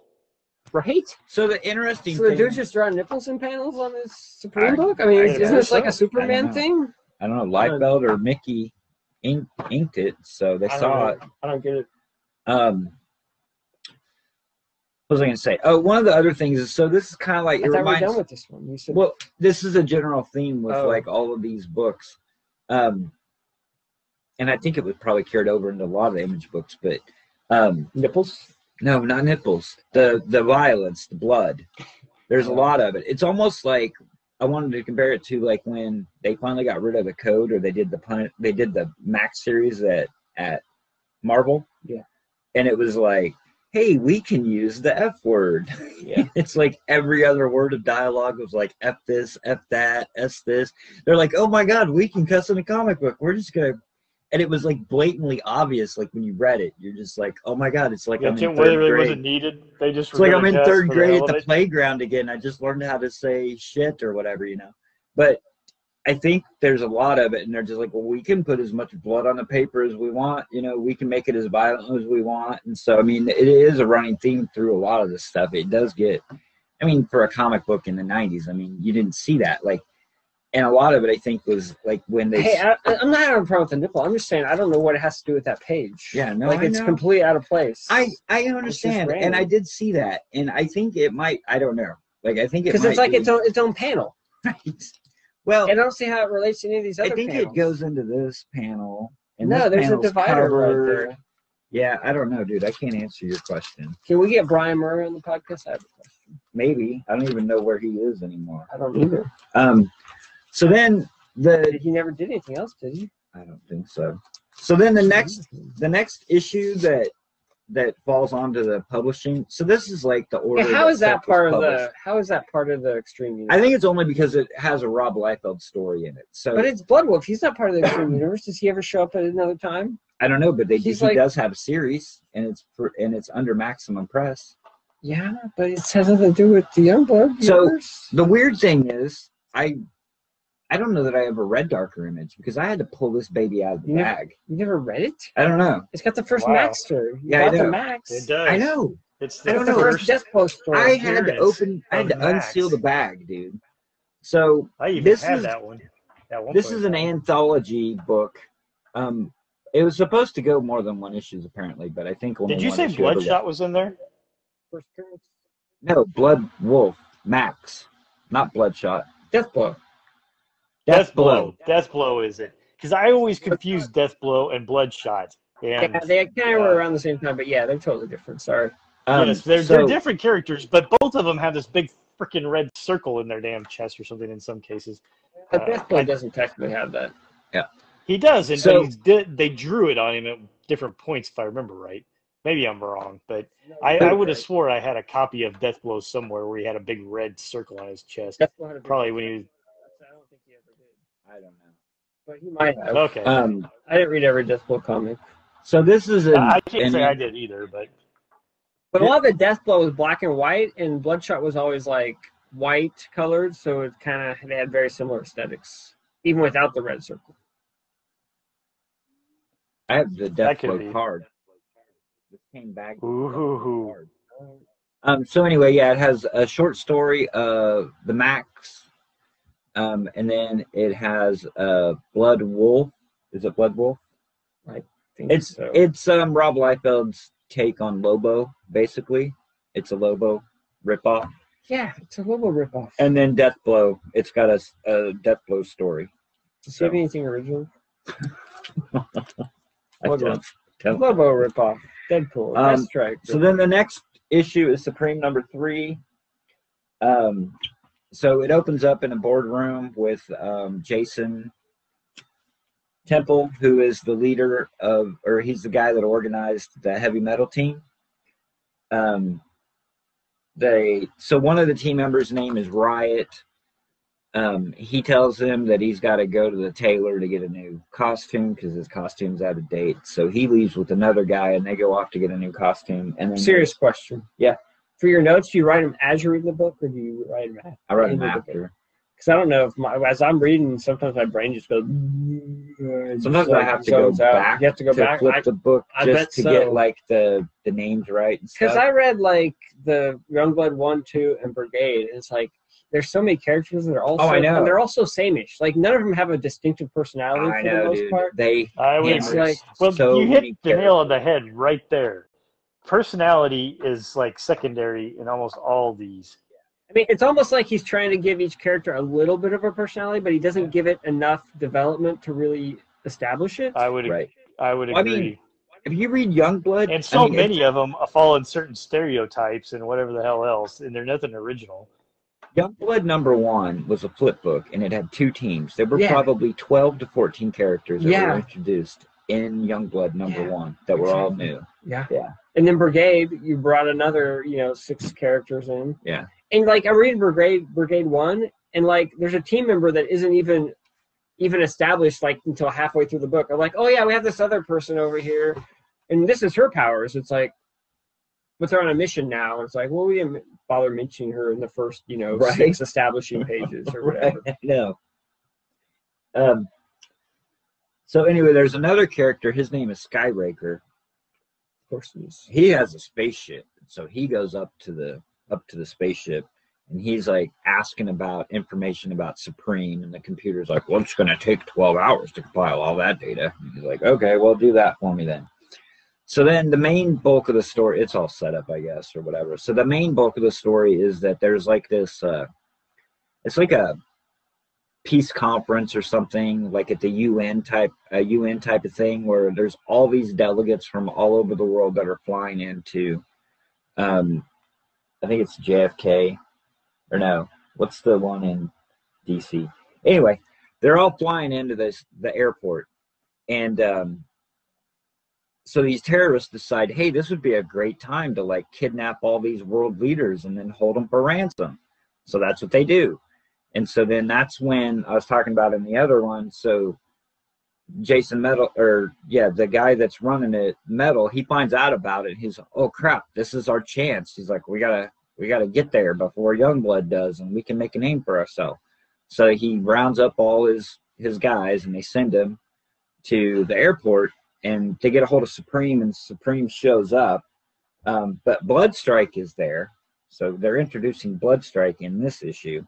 And they're like talking to the press, and they're like, and then Supreme shows up, and he's like, what are all these dudes doing? He's like, let's just go get them. And they're like, well, they're going to kill the hostages. And Supreme's like, I don't care.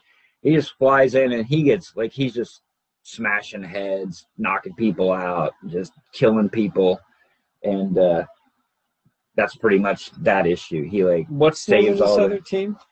Which other team? The one you're just Heavy Metal? Heavy Metal? Yeah. It's Heavy Metal, but it's METTLE. Yeah. Heavy Metal. So, like, Brigade was all like, they were showing up at a hostage situation in their first issue. And they were, like, waiting for Youngblood to show up, but Youngblood didn't show up. And so, is that, like, every issue? Like, there's a hostage situation, they're waiting for Youngblood, but then another team shows up? Not everyone. Are you sure? Well, is that the story in every issue?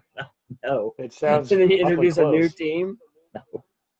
Because you said they had Heavy Metal, they're waiting for Youngblood, then Brigade, and then Bloodstrike. So yeah, I know.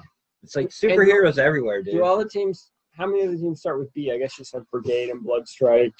Well, that's the thing. Like you were talking about, Blood was very heavy. Like, of course, Rob Lightblood's like, I did Youngblood, and then everybody. Then it was Bloodshot. And then it was Blood this and Blood that. And Marvel did like a whole Blood tie-in thing for like their Blood Feud annuals and stuff. And he's like, the whole 90s was Blood everything. It was a bloodbath, man. Yeah. And Faust was coming out. It was crazy.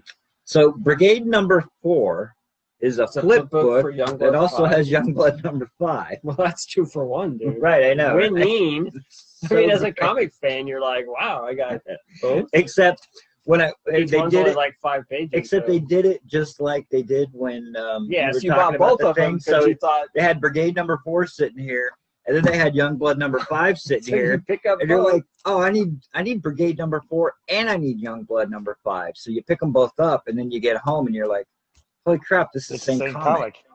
Yes.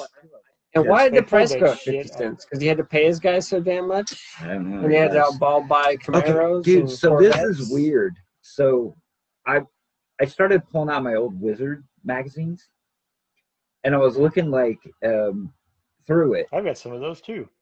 And so this is like the first issue I have is like number 13 of Wizard. Of Wizard. So it's like 92-ish, 91, 92. Dude. Yeah. So Image had just started. So Image is like $2, $2.50 a piece. Marvel comics, like regular Marvel comics, are $1.25. Yeah. Image comics are like $2 to $2.50. Then they have like there were so many price points on comics, it was crazy. They had like $1.25 comics. Then they had like $1.50. Then they had $1.75. Then they had like $2. Then they went up to $2.50. I don't know what the hell Valiant was doing. They were $2.25. Like all their books were $2.25. So it's like, now it's like you think about it now, and it's like $3.99. Well, it's funny. Everything's $3.99. I'll go to the comic book store, And the comic book guy, like the cashier dude's always like, you know, he's like looking at the prices, trying to separate them. Like, dude, everything's $3.99. I'm telling you, everything I order is $3.99. Right. Every once in a while, he'll find one's like, oh, $5.99 because it's some weird indie book, and I'm like, right, all right, dude, but really, everything is $3.99. You don't need to like check the price on every book. Everything's but now, $3.99. I remember like I would go into the comic book store, like when I was a kid, like in this time, and I would pull all those books off the shelf and just stack them, and then you'd go up. And they would sort them. Yeah, they would have to sort. They would have to sort through all the prices. So you'd have like 4 of them at $1.25. You'd have 3 of them at $1.50. You'd have 2 at $1.75. I was just like, that's crazy. Like you had a spread of like $1.25 to like $2.50 was like the normal price of like comic books. I'm like, that's insane to me to think about it now. You know what I mean? Like that's kind of crazy. I just remember when Marvel Comics went from 60 cents to 65 cents. I'm like, I know. Really, dude? You need that extra nickel? And then like a couple years later, 75 cents. I'm like, well, maybe you should just done. Well, that makes sense, though. Okay, 3/4. Okay, there you go. Here's another thing where I'm going to go back to McFarlane. And this is kind of cool of McFarlane because he's still. Is it $1.95? He's still $2.90. $2.99? $2.99. Yeah. And everybody's at $4. Yeah. And he was like in an interview. I read that. I heard. Yeah, and he's just like. He's like, I don't need an extra dollar. The dollar isn't going to do anything to me. Yeah, he's like, I don't care. He's like, but if somebody's looking there and be like, oh, I can get this book for $2.99, this for $3.99, they're like on the fence. It's like, well, they're going to pick the book that's $2.99. Yeah. And then part of it too is like I've heard him say like, "Oh, these guys have supported me for 25 years, like these guys. So like, why would I squeeze another buck out of them?" He's like, "Screw it." I mean, he stayed at $1.95 for the longest. Long time. I mean, Youngblood 1 was $2.50. I just looked it up. So yeah. So Liefeld started at $2.50. No. And I'm sure it went up from there. But okay, so Brigade number 4. So the team that showed up at the end of number 3, they're called the Birds of Prey, and I'll be back. Right. So we have another team. Is there a like black canary in there? No, but they're all bird. Oh, they're all birdish. He did do type Hawk and people. Dove. I don't need to see it. There you go. It's good. Just keep going. But Scott already left. I know Scott doesn't care. Scott's checked out. So they find out that they're on a planet called Devor, D''VOR. And the Devorians, they go around and they capture people from different races and planets, and they bring them to their planet, and they put them in an arena, and they either keep them as slaves or they use them to fight. Oh, that sounds cool. Right. It's like Planet Hulk. Exactly. That's what Scott said. He's like, this is like Planet Hulk. And I'm like, yeah, this is Planet Hulk. You just got to say that. Was I not paying attention? Yeah, I think you were gone. Oh, okay. Were you already talking about this? I was. Why are you talking about it again? No. I was talking about issue 3 because I told him they escaped from the arena on a planet where they were in an arena and had to fight. And he's like, that's like Planet Hulk. So Genocide, who is the character that showed up at the end of number 1 and actually captured Brigade and brought them to this planet, he wants to battle Battlestone one-on-one. Like, that's all he wants to do. And so they get him, and they fight, and the rest of Brigade and the Birds of Prey join. So now Atlas, who is the character that can grow really big like Giant Man. Yeah, I remember him from one of the Brigade, yeah. He gets killed. Apparently he gets dumber as he gets bigger. Is that what it was? I think so, yeah. Something like that, yeah. But he gets killed. So somebody takes a shot at one of the character at Battlestone, and he jumps in front of Battlestone. He's like, no, save Battlestone! And he gets shot, and he dies. Thank God. That's from the Star Trek. Right. So then everything calms down somehow. I don't remember because I didn't write it down, but they get a ride home in a spaceship. So Brigade is off the planet now.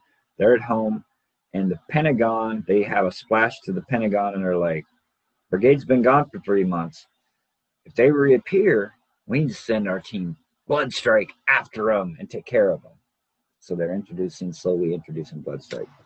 So Youngblood number 5 is a flip book, and we go back to Youngblood and the Berserkers are fighting Darkthorn and Bedrock, who Bedrock had been taken over by Darkthorn, and so had Die Hard at the end of issue 4. So of course, Darkthorn has him on the ropes, and then Vogue and Riptide.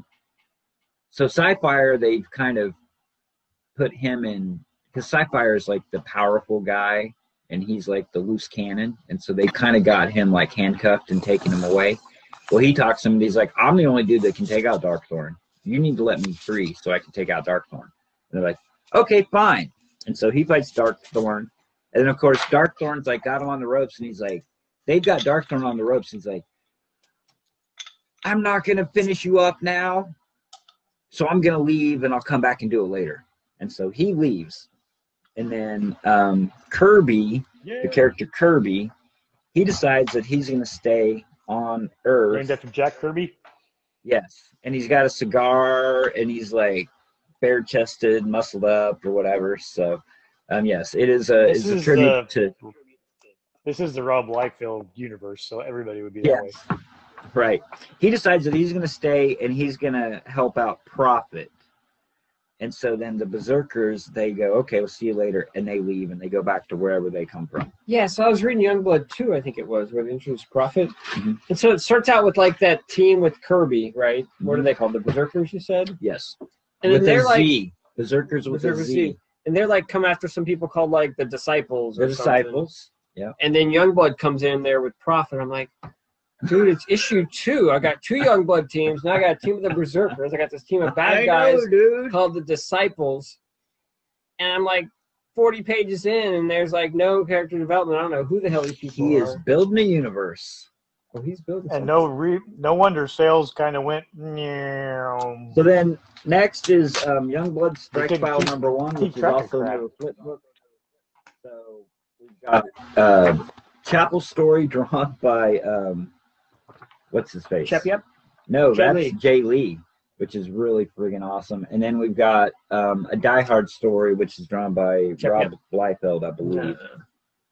Can't draw no books. No. So yeah, it is. Wow. Haha. Andy Mickey did the inks. He printed all over. So Chapel. I did want to ask a question about this Youngblood 5 real quick. Yes, sir. So I'm flipping, right?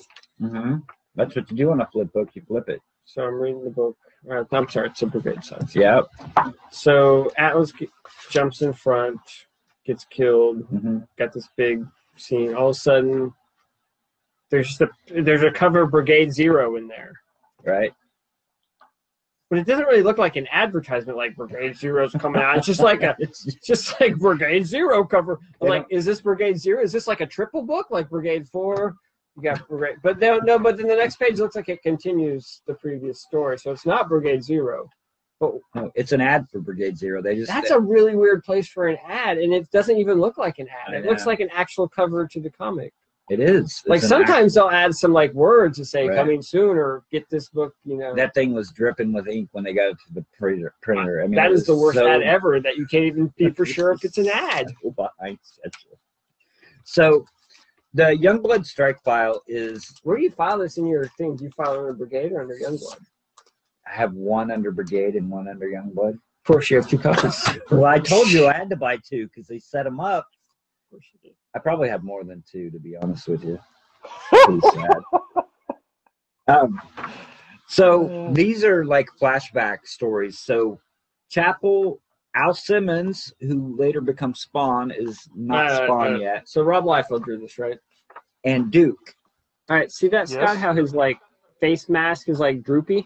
I love that. Yeah. Isn't that awesome? That's pretty cool, except until you get to the next page, and it's totally not droopy at all. But it gets droopy later. It goes back to droopy. That's not very consistent. No, it's not. So Chapel, Al Simmons. Is it like a difference of timelines or anything? No, it's like the next page. They're in the same battle, it looks like. Yeah, it's an old story, too. It goes back to the beginning, to back when Supreme was on the planet. And, well, they were in World War II because they're fighting Nazis. Did he not have an eraser? He drew a droopy. See that? He did. Oh, look, another ad for Brigade Zero. That's like a Cobra Commander hood right there. Yeah, why is it half the heck? I don't know. So Chapel, Al Simmons, and a character named Duke are on a mission for Jason Wynn. And this was 6 years ago. They infiltrate a company. That name sounds familiar. That's Spawn. He knows. He's just. I know. So they infiltrate a company called Cybernet, which I think I've heard that before somewhere. Cybernet. Yeah, and they fight Sounds a like guy something named, from the Terminator. They fight a guy named Geiger. Duke gets killed in the battle. From G.I. Joe? I guess. I don't know. Cool. I don't remember. No, I think he's part of. I'm kidding. Yeah, I know. And when, so he gets killed, and then when goes, oh, he was a traitor anyway. Then they fast forward to 5 years. Chapel's now with Youngblood. Simmons is dead. Chapel meets Wen, and Wen's trying to get him to work for him again. And Chapel's like, he turns him down. He's like, dude, I got Youngblood now, and you are like batshit crazy dude, so I'm not going to work for you. So then after he leaves, Wen makes a call to Geiger. And then the flip book is it's Golden Age type thing. So it has Supreme, no, Die Hard, Glory, and a character named Super Patriot. And this is like in the 40s because they're fighting Nazis in like World War II. Die Hard not age? Die Hard is a robot. He's like so they come out with different models of him. So this is like the original. And Glory is like Wonder Woman, immortal, right? Right. That's right. Now that you say that, that sounds familiar. Golly, boy, that's a long time ago. So Super Patriot. That takes me back. Right. So Super Patriot, I think, is the character that Eric Larson has, the Super Patriot guy, because I think he's the original, and then I think he gets experimented on or something, and he turns into like the half cyborg, half thing that's Super Patriot, I think. So anyway, they're fighting the Nazis. Then they flash forward to now, and Glory, and now she's older. She's got like, well, she might have had the silver hair and that, but anyway, she's got like the gray silver hair. Anyway, she's in a meeting with Shaft and Die Hard about how Super Patriot was attacked and left for dead in Chicago in a Savage Dragon comic book. Oh, wow. He was kidnapped by Cybernet and turned into Super Patriot, who is a cyborg. So he's tying in to that. Yeah, that's exciting comics. Just some people sitting at a desk talking to somebody. Right, I know, right? Page full it's of drawn words. really well, though. Thanks for. That's like what's his name? Hey, there's a special Glory pinup. Yes, that's like what's his name? Bendis. That's Bendis before Bendis. That's the Avengers is sitting around for 30 issues talking. Oh yeah. Definitely. So then I picked up Youngblood Battlezone, which is lame because all it is like, hey, here's Youngblood's car. Hey, here's Shaft's bow. You know what's really lame? Hey, here's their hideout. I don't even know what the book is called because I know. the battle zone is obscured behind the artwork, so I don't even know what the title is. I was like, agree. what is this? Youngblood Battalion, Battle what? Yeah, it's terrible. I really want. Oh, I just thought it was another issue of Youngblood. Yeah, you can barely tell there's something. I want my $2 back from that issue. Seriously. At least it was only $1.95, dude. I know. I want the $2 back. So what the hell? Didn't we already have a discussion about this one? Rub the Blood. Yeah, this is the Rub the Blood. Thin. So hey, did Dooms Forever come out? I heard Steven Spielberg was working on a movie to do with that. It was like a 4-issue series. Wow. Steven Spielberg get a credit? I don't know. So now the last issue that I read this time is Blood Strike #1, which is Rub the Blood. This book it's really bloody because it's called Blood Strike. There's a lot of blood. There's a lot of violence in this. I know. I told you. If you ever want to know, it's got Chapel's Hypercycle. Right. All right. So Blood Strike #1. They get a call to investigate a GATE facility. It's considered, so we get more characters. So now we have Cabot, who's the leader. We have Tag, we have Forearm, we have Deadlock, and we have Shogun, who's a big giant Shogun warrior robot type thing. Shogun. I don't know. So Cabot and Tag, they encounter a character called Commander Corbin, and they find out that he's a hologram. So they fight, and he's like, I can't see me. I'm a hologram. I'm not really there. Cabot gets shot. They make references to the team members on this team all being dead and brought back to life. That'd be less shiny without the bad. Because that's the point of Bloodstrike is they've all been killed, or they can be killed, and then they just reanimate them or put them in another clone body. There's something going on. I don't remember exactly. Man, it almost sounds like the Marauders and Mr. Sinister, where you like clones them and they come back. I don't know where you got that. So then we find out that the character Corbin actually hired them to infiltrate the gate facility because his superiors thought that he wasn't doing a very good job. So he hired Bloodstrike to come in so he could defeat them and make his job look like he's doing a good job. But that didn't work really well for him because they shoot the shit out of him. I saw that. That's cool. Yeah, they shoot the crap out of him. Yeah.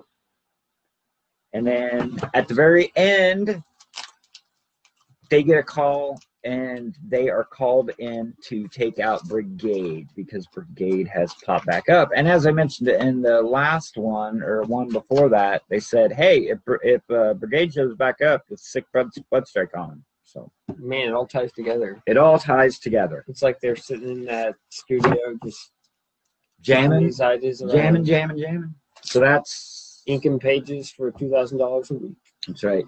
That's my X-Treme universe recap. Wow. I don't know if we need anything after that. That might be the end. I did read Umbrella Academy Volume 2 and 3 again because I finished the TV series, and so I wanted to catch up. Right. Because I read the first one. Very different. I wanted to wait until I finished Season 2 before I read the second trade. But yeah, it is very different, so I don't think it would have really mattered too much. There's so much less characterization in the book.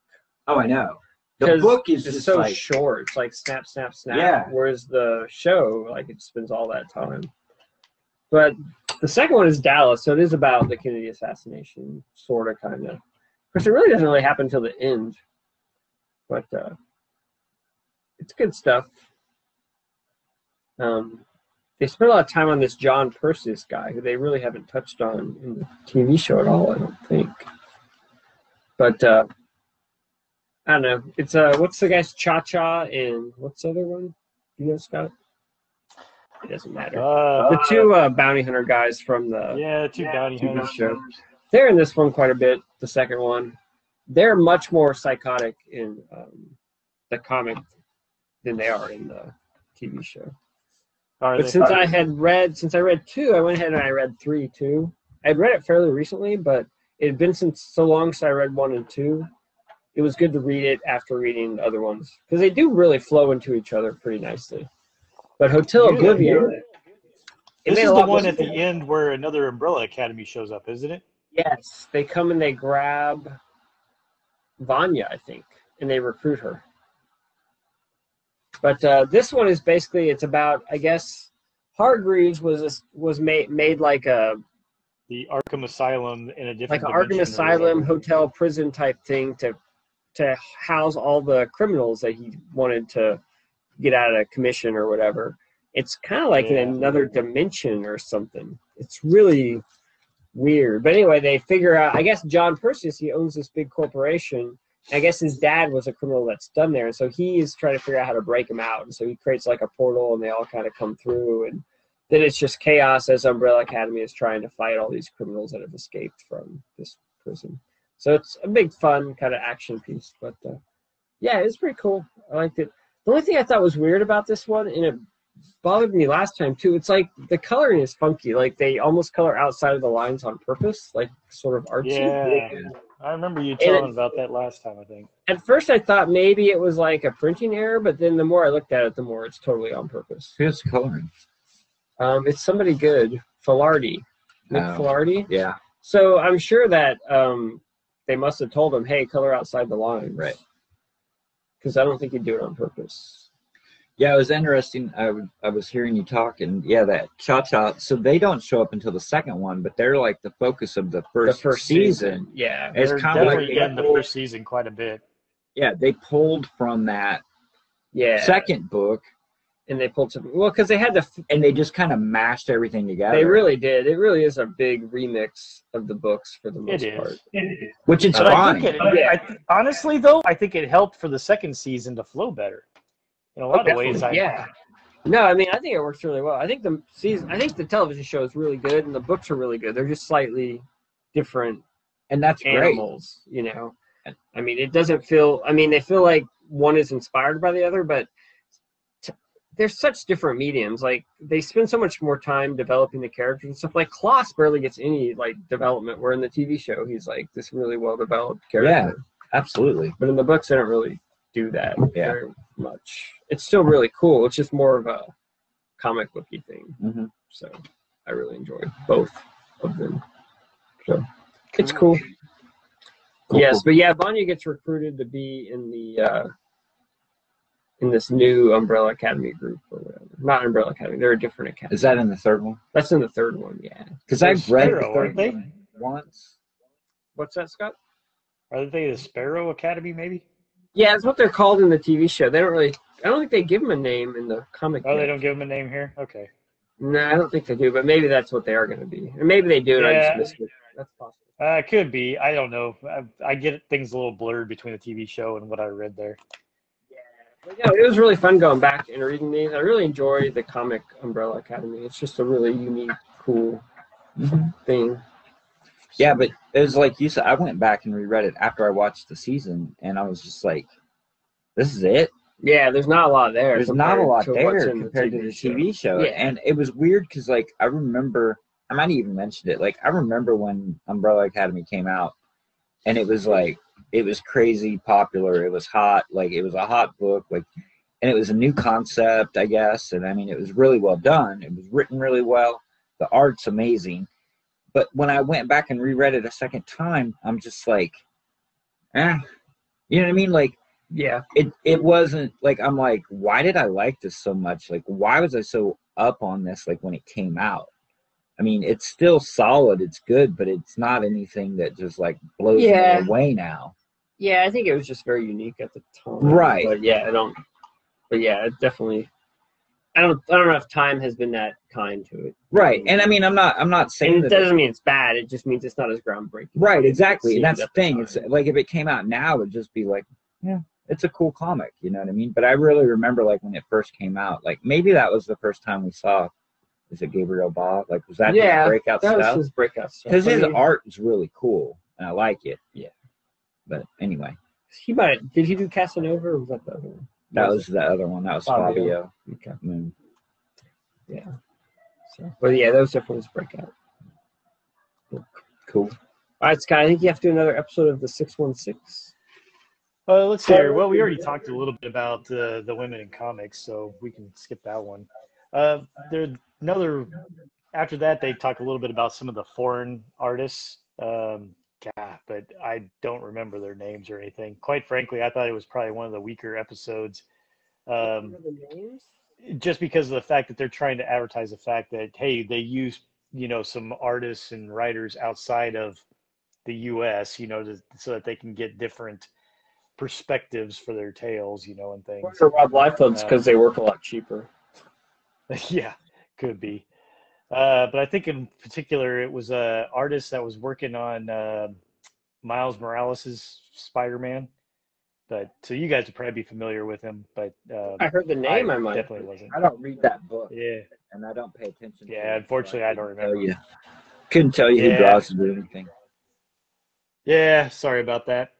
And then they've got like a episode of about a comedian. I think it's like Paul Scheer or whatever, kind of a short, bald-headed guy who's gets hired by Disney Plus to try to go kind of find the next series maybe that they want to put on there, and he's looking for like these, kind of, what would you say, just flash in the pan comic heroes that came out or whatever the heck else that he could try to make something of, the little known comics and stuff, and he focuses on something about these, like, I don't know, a team of freaking animals or something like this that was like a shark and some other things that were going around trying to protect like the animals and other animals and whatnot. And it was kind of like more of a don't kill animals type of group. I don't know. I can't remember exactly. I should have taken notes like you did there, Yeah, Don. notes. But yeah, that one I don't really remember too well on what exactly. I mean, because really it's almost a less serious episode in general because it's trying to talk. It's a bit more of a satire type of thing. It's not bad, but it goes a lot into like the actual maybe some of the creation process, why they were thinking of things like they do when they're trying to create, like, say, a new superhero team or whatever else, and trying to bring back, and highlight some of these little lesser known type of things. I mean, because they do make mention that Marvel has like, what the hell is it, like over 4,000, maybe it's twice that, maybe it was 8,000 like characters in their freaking, IP stable, of things. And so they're, just focusing on a couple of them. But one of the better ones that they talk about that you guys that here, this one you might be interested in, but here again, they took some obviously artistic liberties, and stuff with their documentary, is the Marvel method of writing, and they're highlighting the fact that Stan Lee used to be like the one writer with a room full of artists. And so, they're putting out freaking, what the hell was it, 20 comics a month or whatever, and so Stan's sitting here writing, little things of like, okay, here's a general plot. I want to see this on a page 1 and something like this on page 2. And he'd give it to the artist, and the artist would, have some, freedom to kind of develop how they would want to place everything based off of the overall plotting outline that Stan would give them. And then Stan would come back around after they drew stuff, and he'd write in the dialogue, type stuff.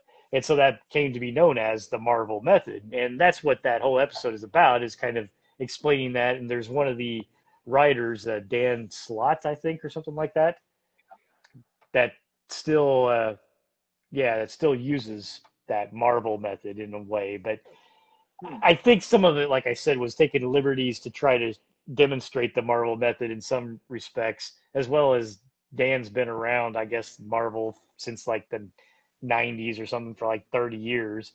And there's a lot of, jokes and things done it. And Dan's like, very laid back anyway, kind of character in general. So he seems to take it. But I mean, they kind of make fun at the fact that he's slow, and doesn't meet deadlines, whatever the heck else. But I mean, the way that the episode flows, it almost seems like, why the hell is this guy still even hired at Marvel? Because, at first he doesn't really, he's using the Marvel method, which means he should be able just to plot out crap and, give it to a writer. I mean, give it to an artist. And then he's supposed to come back around and do the dialogue. Well, he falls so far behind that they have to hire another guy to come and do the dialogue for him. And then they get it to the letterer, like freaking 2 days before they're supposed to go to publishing and things. And so a lot of what they're trying to demonstrate is how the deadlines are in the comic industry, and all the people that are involved, and what the editor's doing, what the letterer's doing, and this type of stuff. But, it kind of almost comes at Dan's expense because of the fact that he looks like the idiot in all this because he can't hit deadlines. So, but it's an interesting take on, trying to blend some of that history of, what Stan used to do and what we do now, in some respects, and all the people that are involved in the creation of a comic book, getting it to press. And hardly anybody, uses the Marvel method anymore, where they, basically plot out all the dialogue and what each panel does and all that stuff anymore. But that's because you have writers that are focused on more one story, or maybe a couple of stories, instead of freaking 20 or 30 at a time. Man, one could argue that the artists did a lot of the heavy lifting on those Stan Lee books. They did, and yeah. And that's where some of their problems though come in, right? I mean, they even make mention of it into this episode, which I thought was good, was the fact that they make mention of the fact that the Silver Surfer was essentially, created by Jack Kirby, because of the Marvel method. Stan said something out. Jack came back and goes, well, why the hell is this guy going to destroy the planet? He's going to throw a herald out there first or something like this, and things. And so they were talking about that, and Stan's like, yeah, that's a good idea. Okay. So, where's the creation come into there? I mean, a lot of things are collaboration. So, And at that point in time, the company owned everything. So, but heck, I don't see it much different than, any of us that work in those type of companies, where IP is sacred, in different ways. I mean, hell, me signing on to work for a company that I do now, basically, if I were to come up with something, they own it, for all intents and purposes.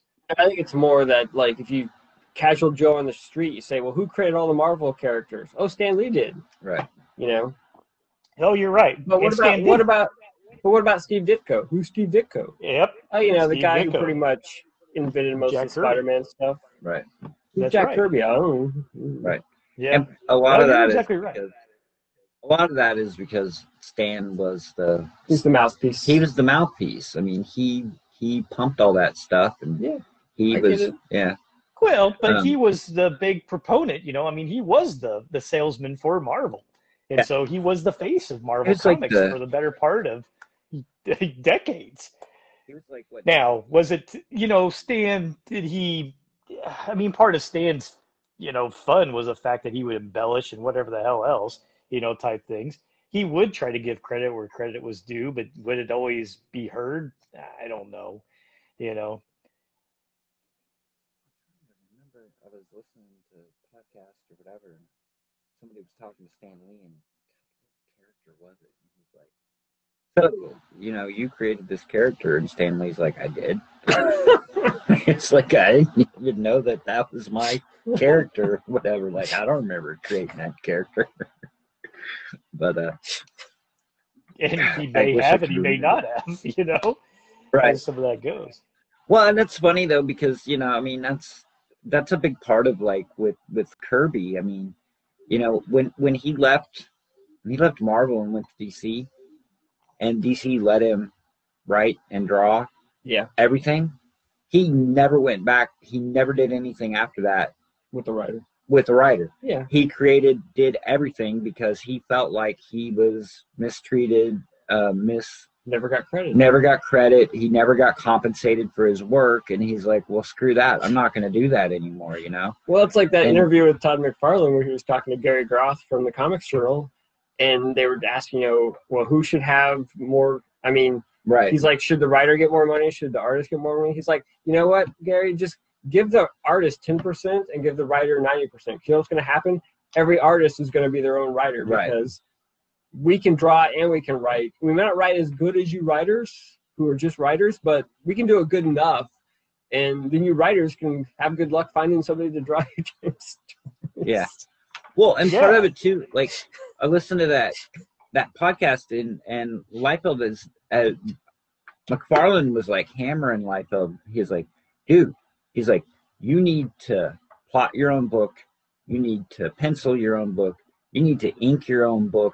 Because when you're working for Marvel, you're getting paid for each one of those things, and you get a bigger piece of the pie. And he's like, why don't you ink your own stuff? Why don't you plot your own stuff? Like, he kept hammering. He's like, you need to do everything you can do. Like, every possible credit on that book you need to do, because it's just more money in your pocket. Yeah. And royalties and getting page rate. So, I mean.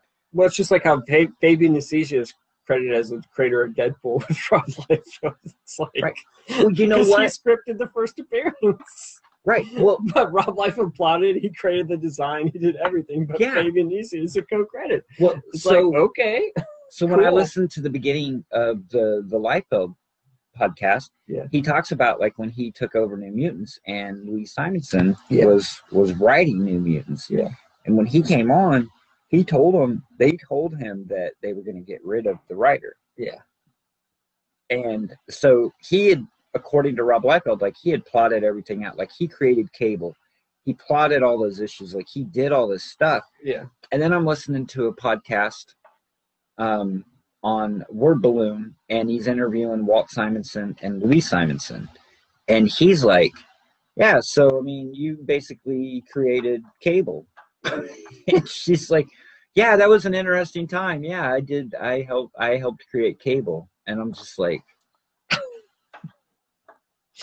what? Like, but I mean, she did because she wrote the script. She did. I mean, he came with the idea, and she's like, okay, and she fleshed it out. You know? It's like, I know, but it's crazy. Like, I've never heard Louise Simonson get credit for creating Cable. Yes. You know what I mean? Like, correct. I've never heard that except for out of her mouth.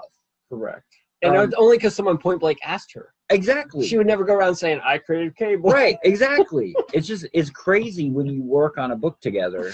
Or it's like collaboration. When it's a collaboration, it's when like... it's that collaboration. Who owns what? Yeah, who did what? Marvel owns all of it. That's true. Well, you're exactly right. Yeah, that was my point earlier. Marvel owns it all from the IP standpoint. But it's just crazy because I'm just like... It's weird. It's like... You listen to like I listen to like all this Rob Liefeld stuff, and I'm like on Rob Liefeld's side, right? I'm like, yeah, he created Cable, and he created Deadpool, and he did all this, and then I listen to like another podcast, and it's like Louise Simonson, who I have respect for, like I like her stuff or whatever, and then it just out of the blue, she's like, oh yeah, I created Cable. I'm like, wait a minute, no, you didn't. I'm like, Rob Liefeld did it. What are you talking about? Like, you weren't even supposed to be on the book. Yeah, It's just funny. It is crazy when you listen to so much of one side and then you hear something different. But so that show that they were trying to, or the comic that they had found from like their Lost and Found or whatever, was Brute Force, and it was made up of a team called Soar, Reckless, Lionheart, Hip Hop, and Surf Streak, and they were cybernetically enhanced animals with a thirst for justice. Talk about that comic that the obscure character Brute Force.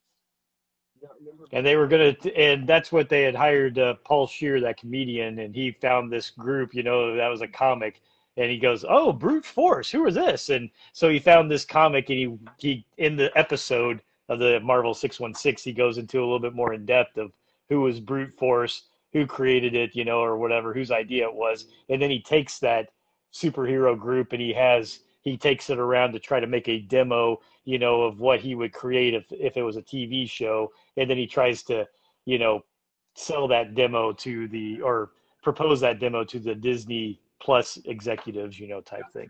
But the whole thing is more of just taking, part of it is a love letter to Marvel fans to go, see, look at all these characters we have, and we're going to focus on these little goofballs here. And then part of it is to show the creation process and people that are involved in, either creating new characters or IP, to the point of how you create a demo to propose to Disney Plus, different ideas, and things, and how those things get fleshed out. I remembered the character. It was Groot. Somebody was talking about, they were talking to Stan Lee or whatever, they were on the set of Guardians of the Galaxy or whatever, and they were like, it was Groot. And he's like, one of those monsters of the week. I know, things. Right? And he's like, you created Groot. How's that? How cool is that? And he's like, I did. They're like, yeah, his first appearance is in whatever that Tales to Astonish, and you created Groot. It's like, oh, okay, I guess that's cool. Which is really interesting because it's like he created this one-off story, and then someone took that character and did something else with it, right? And it's like, very true. Man, that writer should have just created its own thing. Like, why even rehash this old stuff? Because okay, so it's interesting. But some of that is the nostalgia factor there, though. Nobody had nostalgia for Groot. Nobody had nostalgia for Groot. Nobody. You take those things that are in there and you throw it in, and sometimes it's a little Easter egg or whatever the heck else you want to call it, type of perspective, where it kind of, brings more things out of there. And sometimes maybe that person saw that character and it gave them a great idea, to do that. So what better way than, just to pull that character in if I can. I mean, I'm taking the same IP, that I have access to. Yeah, it's interesting because I was talking to Brian Hunter. Bam owns Wizards. And thanks for clarifying. Right. We were talking about Rob Liefeld, and he's like, he had a good point. He's like, Rob Liefeld created Deadpool. He's like, but Rob Liefeld didn't make that character pop. Like, he's feeding off of the 20 years that he didn't even work on the character, of people that honed that character and made that character more popular. Like, because his Deadpool wasn't even the fourth wall breaking type dude. Right. And that was done by Joe Casey. Right, exactly. And so it's like, yes, you created this character, but you can't take credit for like where Deadpool is now. Yes, you created and wrote him for what, let's say 10 issues, because whatever, 2 issues of New Mutants and then 6 or 7, however many, 10 issues of X-Force he was on, however many of those he was in. Like, that's all the input that Rob Liefeld had on Deadpool. Yeah, he was a cool character, and he was popular when he came out. But other people have come along and contributed to that character and made him popular for the last 20 years. Yeah. So, you know, and I never looked at it that way. I'm like, oh yeah, you just created this character, so he's cool. But then, yeah, it's been through so many iterations, so many different, you know, like you said, break the fourth wall, being comedic, like doing all that shit, you know. So I mean, yeah, it's cool to be the creator, I guess. It is a good title to have. Yeah, it's really nice. Yeah, I would agree with that. That's what I was saying. If I was a writer, I'd stop using other people's characters and create my own. But now there's no benefit to that because Marvel doesn't give you that 5% anymore. Right. So. Yeah. And I don't know if it was a set 5% because he talks like he had to negotiate. So, I mean, it may be different percentages for different people or whatever. So, all right, Don, got one sure. left. All right. Well, this one, I'll make it very quick, but it's interesting. Oh, shit. I finished up Middle West. Cool. But you guys already talked about it, so. Did you like it? I did. It was cool. I liked the way it ended. Cool. So I started reading. Did it feel a little fast though, like a little rushed almost though at the end? Not really, not to me. I mean, okay. I don't know. I read like the last 4 issues, so I got at the tail end of like they were breaking out. Yeah. Like they were executing their plan, and then the floodgates opened, and the main guy was like, "I planned this all along. I watched you taking stuff forever," and then the dad came in, and he turned into that. And I mean, no, it did make me wonder though. It did make me wonder, like, how personal is that story? Because it seemed very personal. And then there was a little thing like at the end where Scotty Young was like, it almost hinted to like his dad like beat the shit out of him when he was a kid. Yeah. Like he was a house of abuse or something, you know what I mean?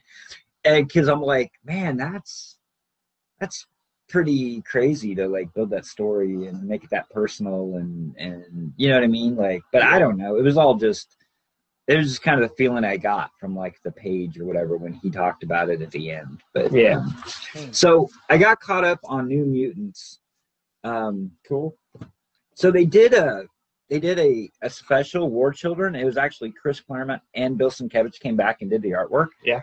And it's pretty cool. So it's set back in like with Warlock, and Warlock's like super afraid that like, because he has his father has always said that he had to kill all his friends, and like eventually he had to become the Magus and like eat the world and all that stuff. So it's got really cool Sienkiewicz art. I mean, it's evolved a little bit, but you can still tell that it's the cool kind of crazy Sienkiewicz art. But it's basically just a story of Warlock freaking out and running around the campus, and they all go after him. So it's got all the old team together. It's kind of cool little go back to like New Mutants number 25 or whatever, you know, kind of thing. So that was kind of cool. But then the new Mutants. So I thought it was going to be written by like Hickman, which apparently I missed issue 3. I have 1, 2, then I go to 4, but it's really not as big of a deal as I thought it was, because what they did with this book is they start out and Hickman wrote like the first 2 issues, and they focused on like the old New Mutants team. And then issue 3 and 4, then they went to Brisson, who was the writer, and they went into like the new X-Men, like the new kid X-Men people. Like it's a whole different story with a different set of like New Mutants. And then they would do that story for like 2 issues, and then they would go back and Hickman would write like 2 stories that went back to his story, and then they would flash back and do 2 issues of the other story. So the main story is like Sunspot, Rain, which I guess Rain died because like in the very first issue, like they bring Rain back to life because now they're all downloaded and they can bring them back, which is really weird because when you get into like the second arc, it deals with Beak. You remember Beak from like the Grant Morrison and Angel, that lady that he married, and they had a bunch of like kids that were like beaks and wings and stuff. But and so then they ended up. So this is the other story. So they had gone off and moved to like lived in Nebraska. Well, there was this there was this like a drug cartel from like some made up country in Central America, and they found out that Beak was there and they were mutants, and so they went to this farm town and they like took the family hostage, and they were wanting the drugs from the mutants because they have those 3 drugs or whatever. And so they only give them to like countries that recognize them. Well, this is drug. They wanted the drugs. Well, shit went bad, and Beak ends up getting shot. Yeah. And like, oh my God, we got to rush him to the hospital. Like he's gonna die. And I'm like, can't they just download him into a new body? Like, why? I thought that was the whole point. Like that was the thing that really irritated me about Hickman's new X-Men. It's like there's no death anymore. Yeah. Like, who gives a shit? Like you just go in. You're all Wolverine now. Like you take a shitload of damage, and then they just upload you into the body. Right, exactly. So it was weird because I'm sitting there reading that, and they're like, "Oh my God, we got to get him to the hospital. He's gonna die." And I'm like, "Who cares if he dies?" But anyway, did you figure it out? Why they cared? No. Oh, okay. No, because they end up moving him back to Krakoa. They move him back to Krakoa, and they're living there, and he's laying in bed with like his arm in a bandage, and they're like, "Oh, I'm gonna make it." And they're like, "Oh, thank God you're gonna make it." Maybe he never been downloaded. Maybe not. I don't know. So he wasn't living there. I guess it's possible, but I thought Professor X had every mutant because he brought back like all the 6 million mutants that like died in Genosha or whatever. At least that was my understanding. It's called Genosha. Yeah, let's call it Genosha. Oh. Is Genosha a hard G or a soft G? I call it a hard G, but really, I was pronouncing it. It's Genosha. Like for years in my head it's been Genosha, and then you're like Genosha. I'm like, what? Say that again? I don't know. Isn't that where like the I think you're both right. Died like with new X-Men? Am I getting it right? I don't know. Then Scarlet Witch wiped me out with no more mutants. Right. I can't keep track. Mutants have been eliminated many times. So, it's a freaking Holocaust every 10 years. Right. So. Hickman just waves his hand. No more Holocaust. The main story is the one that I was really digging with Hickman and Reese. Well, I guess Brisson was writing it with him, but Ivan Reese or whatever was drawing it. But so this one revolves around. So I guess Sam Cannonball, he's like living on Shi'ar because he's dating or married to, and they have Damn it. They have a kid. I just wanted him to hook up with Lila. Yeah. Get married. He's married or whatever and has a kid with a lady who's a member of, is it the Imperial Guard? Is that the Shi'ar people? Yeah. Okay. So, like, he's married to her and they live on Shi'ar. And so they're going to go and they want to go visit Sam or whatever. And so they all get on, like, the Starjammers, like. That's called Shi'ar. You play the shirt. No, I'm just kidding. How do you pronounce Starjammers? Just like that. Okay.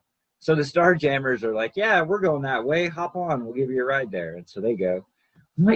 They're messing with them. And so, like, they actually take a beer. They're like, oh, we got to go over here. And they go over and they, like, take over. Like, they, like, do a pirate maneuver or whatever, like, in the middle of taking them. They're like, we were just fucking with you. We were just going here or whatever. So, anyway, they end up finding their way to Shi'ar. And then I thought I had this down enough to where I could just talk about it, but apparently not. They go. I did take it out. It's the live feed. It just makes your brain go to mush. So anyway, I don't remember exactly how everything went, but they get to Shi'ar, and then so there's the big guy. What's his name? The dude with the mohawk that like took over when. Gladiator. So he's like running it, but there's like another, I don't know if it's his kid or whatever, but there's like this girl, and she's probably like in her 10 or 11 or whatever, and she's like the next successor to the throne. And, but she's whatever race Deathbird is. Okay. And so they want her to be trained in the ways of that people. So they're like, well, we got to bring Deathbird back here so that she can kind of be her whatever, like vizier or whatever to the throne, just kind of like help her out stuff and teach her the ways. And so they go off on a mission to go get Deathbird, and then a bunch of shit happens, and then that's what happens. So like the one of the people that are right under, what'd you say his name was? Gladiator? Gladiator. She's like double crossed. She doesn't want Deathbird to come because the Nerami, I think, is what they are or something. Sure. They don't like those people, so she sets them up to where she sends a team out to kill Deathbird and that spaceship. Well, of course, they foil the plan, find out that there was a double cross. They finally get Deathbird to the homeworld, Shi'ar homeworld, and then they get into a fight. And then find out, and then they make happy, and Deathbird's going to help out, whatever. I never realized the Shi'ar were different races within their empire. I guess that makes sense. Yeah. So apparently the Nerani is like the ruling royal. Yeah, there's something. I don't remember. I'm not up because Lilandra and Deathbird were sisters. They were kind of bird-like, right? Yeah. But then Gladiator looks like just humanoid with no bird stuff. So. Right. But so basically what they're... I wanted like a mini-series about the Shi'ar, about how their like society is structured. Cool. I'd be down with that. Yeah, I'm sure you would. Maybe Chris Claremont could write it. He could probably write it. There you go. But so basically what they're doing is, with this book is, so they were setting up the New Mutants team and then the New Mutants team, and then they all kind of live on Krakoa, and then when they go on other missions, they kind of splinter off, and they'll take like a couple of these people with this team and a couple of these people with this team. So it's not really like the old New Mutants. It's like the old New Mutants mixing with like some of the New Mutants and then mixing them together. And then there was, so like the last issue that I read, one of the teams, they kind of get amalgamated and they go off because there's like this new mutant that's like freaking out in Russia somewhere. And so they have to go and try to bring that mutant in. And she's got some kind of weird powers where, like, if she touches them, they like Zian McCoy, Karma, like she tries to take over her mind to calm her down, and she transports her. I just call it Ixian. Ixian? Yeah. Okay. Yeah. No, it's Zian. I'm pretty sure it's Zian. All right. But Rain anyway, or Rainy? It's a Rain. That's right. You get that one. So, anyway, nice.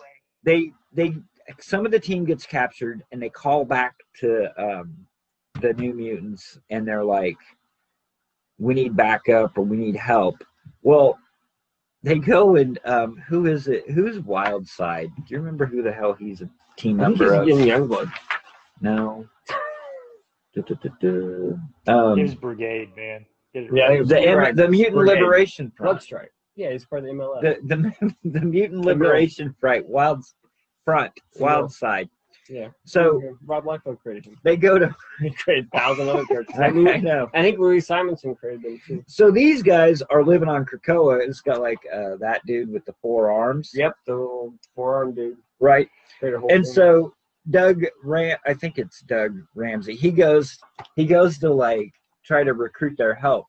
Well, they're like the shit ass mutants because he's got like a couch out in front of his house. And he's just hanging out drinking like 40. Well, they're like the Mutant Liberation Front, but the mutants are liberated. They got nothing left to do. So they're just like living in the shithole. I mean, what's the Mutant Liberation Front going to do now?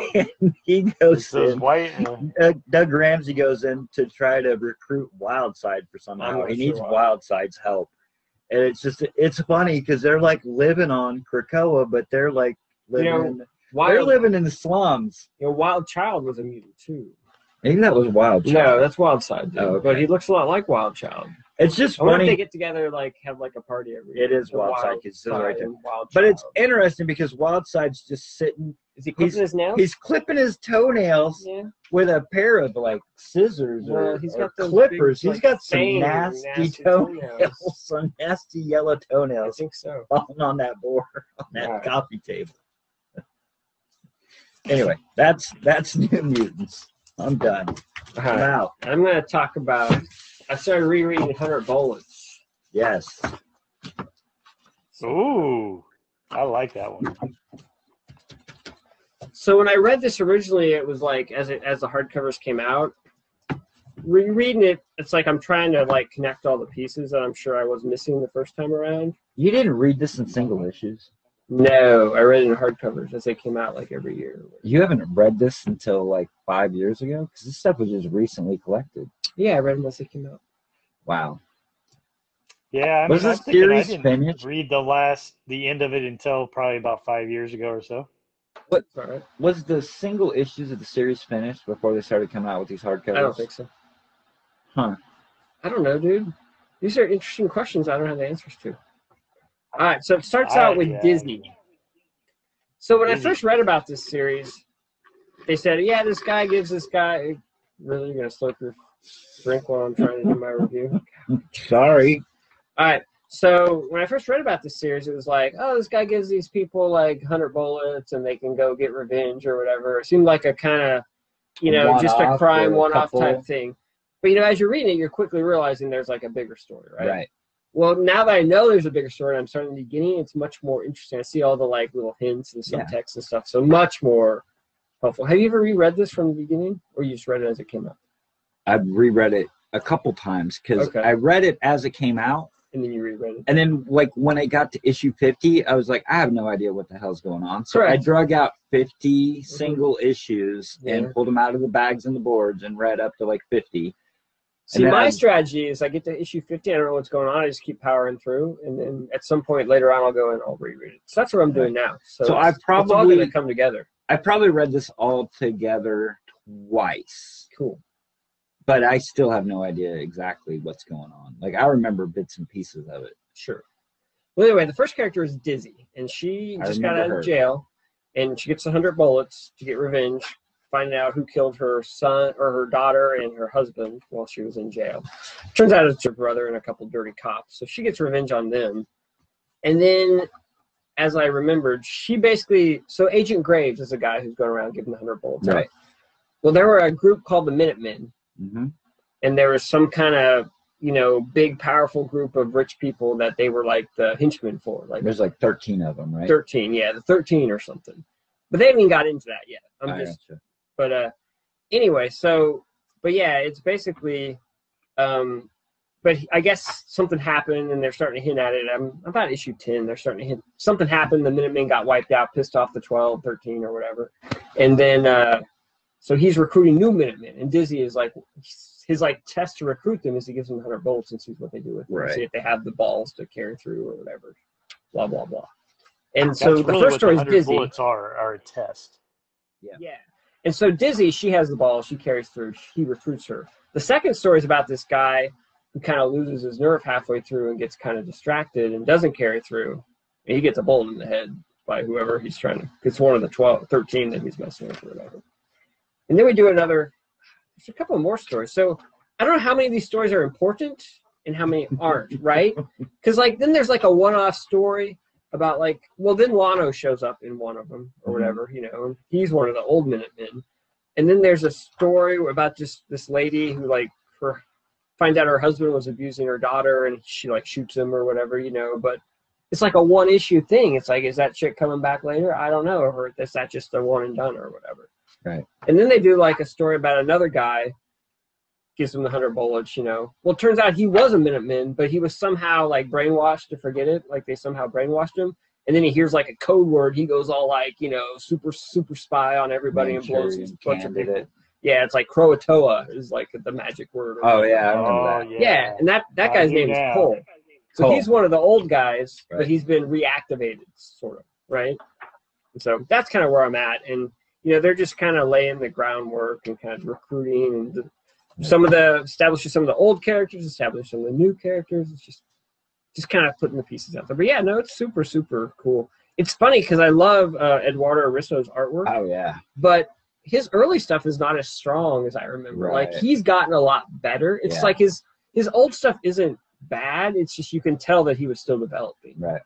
So it's pretty cool. I can't wait till we get to the later stuff because I know his artwork just gets crazy insane.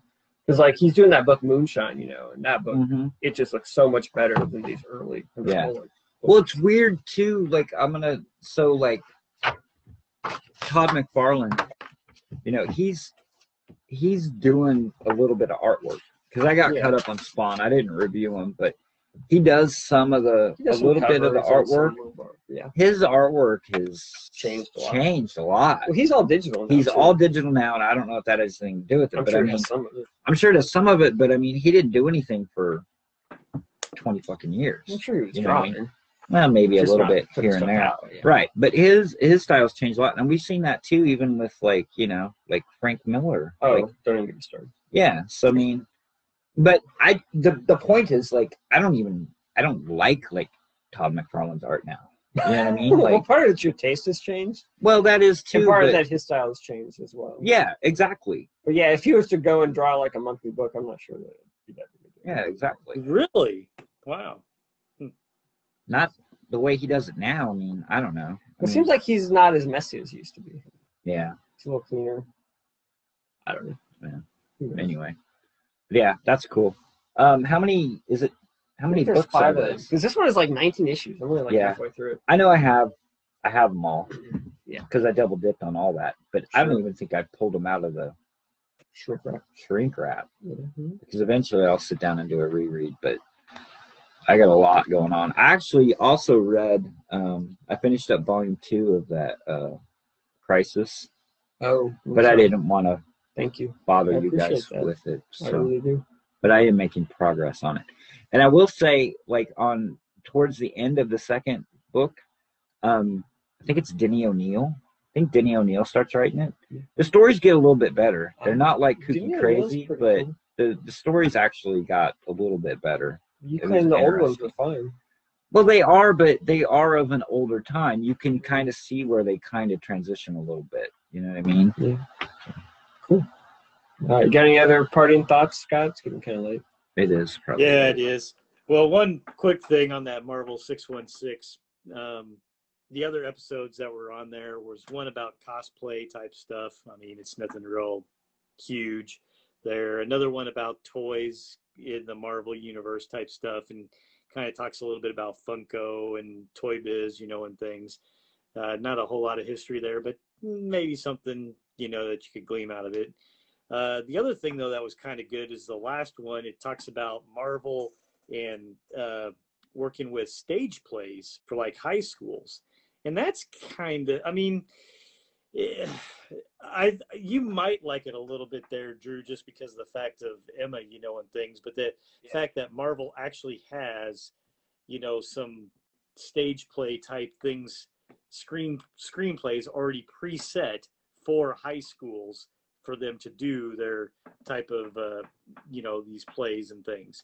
And one was that they demo like 2 of them, like a Squirrel Girl and Miss Marvel, type things, because of the fact that they're both, younger female character type stuff that they've converted over to these plays, and things. And it focuses on this one high school and some of the kids that go there, and the fact that it is a little bit more of a, what would you say, harder, people that are probably raised in harder living conditions, and things of this nature, and how that expression, can help them, with either some confidence issues that they have or whatever else type stuff. So it's more of a feel good type of story. But for me, I thought it was surprising because I didn't know Marvel actually had these things pre-set, for these schools, and whatever else. I thought that was really cool, because it's sending a good message in a lot of ways to a lot of these kids, especially the ones, that are in kind of the drama classes and whatnot. A lot of times they're looking for, either a lot of them are introverts or whatever else, and trying to look for some other avenues to try to express themselves. And here's, Marvel trying to help that along, which is kind of cool. But anyway, that kind of finishes off a lot of those. I liked it, but then again, like I said, it's I tend to like the documentary type stories in a lot of ways. I was going to mention this earlier. I'll make it quick, but you should check out the Todd McFarlane. They did a documentary with Todd McFarlane about Spawn 300. It's on Sci-Fi. I think you can watch it on YouTube. I can't remember where I watched it. It was like on YouTube, but check it out. It's like Sci-Fi, Todd McFarlane. It'll pop up, but it's a cool documentary. Cool. Learn a little bit of Todd McFarlane now, and it's basically like just it's kind of like they talk about the past and stuff, but it's mainly about kind of like the road to 300. Like it's pretty much. There's a sci-fi documentary about Todd McFarlane getting to 300. Cool. Yeah. Thanks, man. Cool. Yeah, I'll have to check that one out. All right. All right. Thanks You guys have a for great Thanksgiving holiday. You too. You too, man. Stay safe. Stay Yeah, healthy. you too. All right. Take care. Bye. Bye.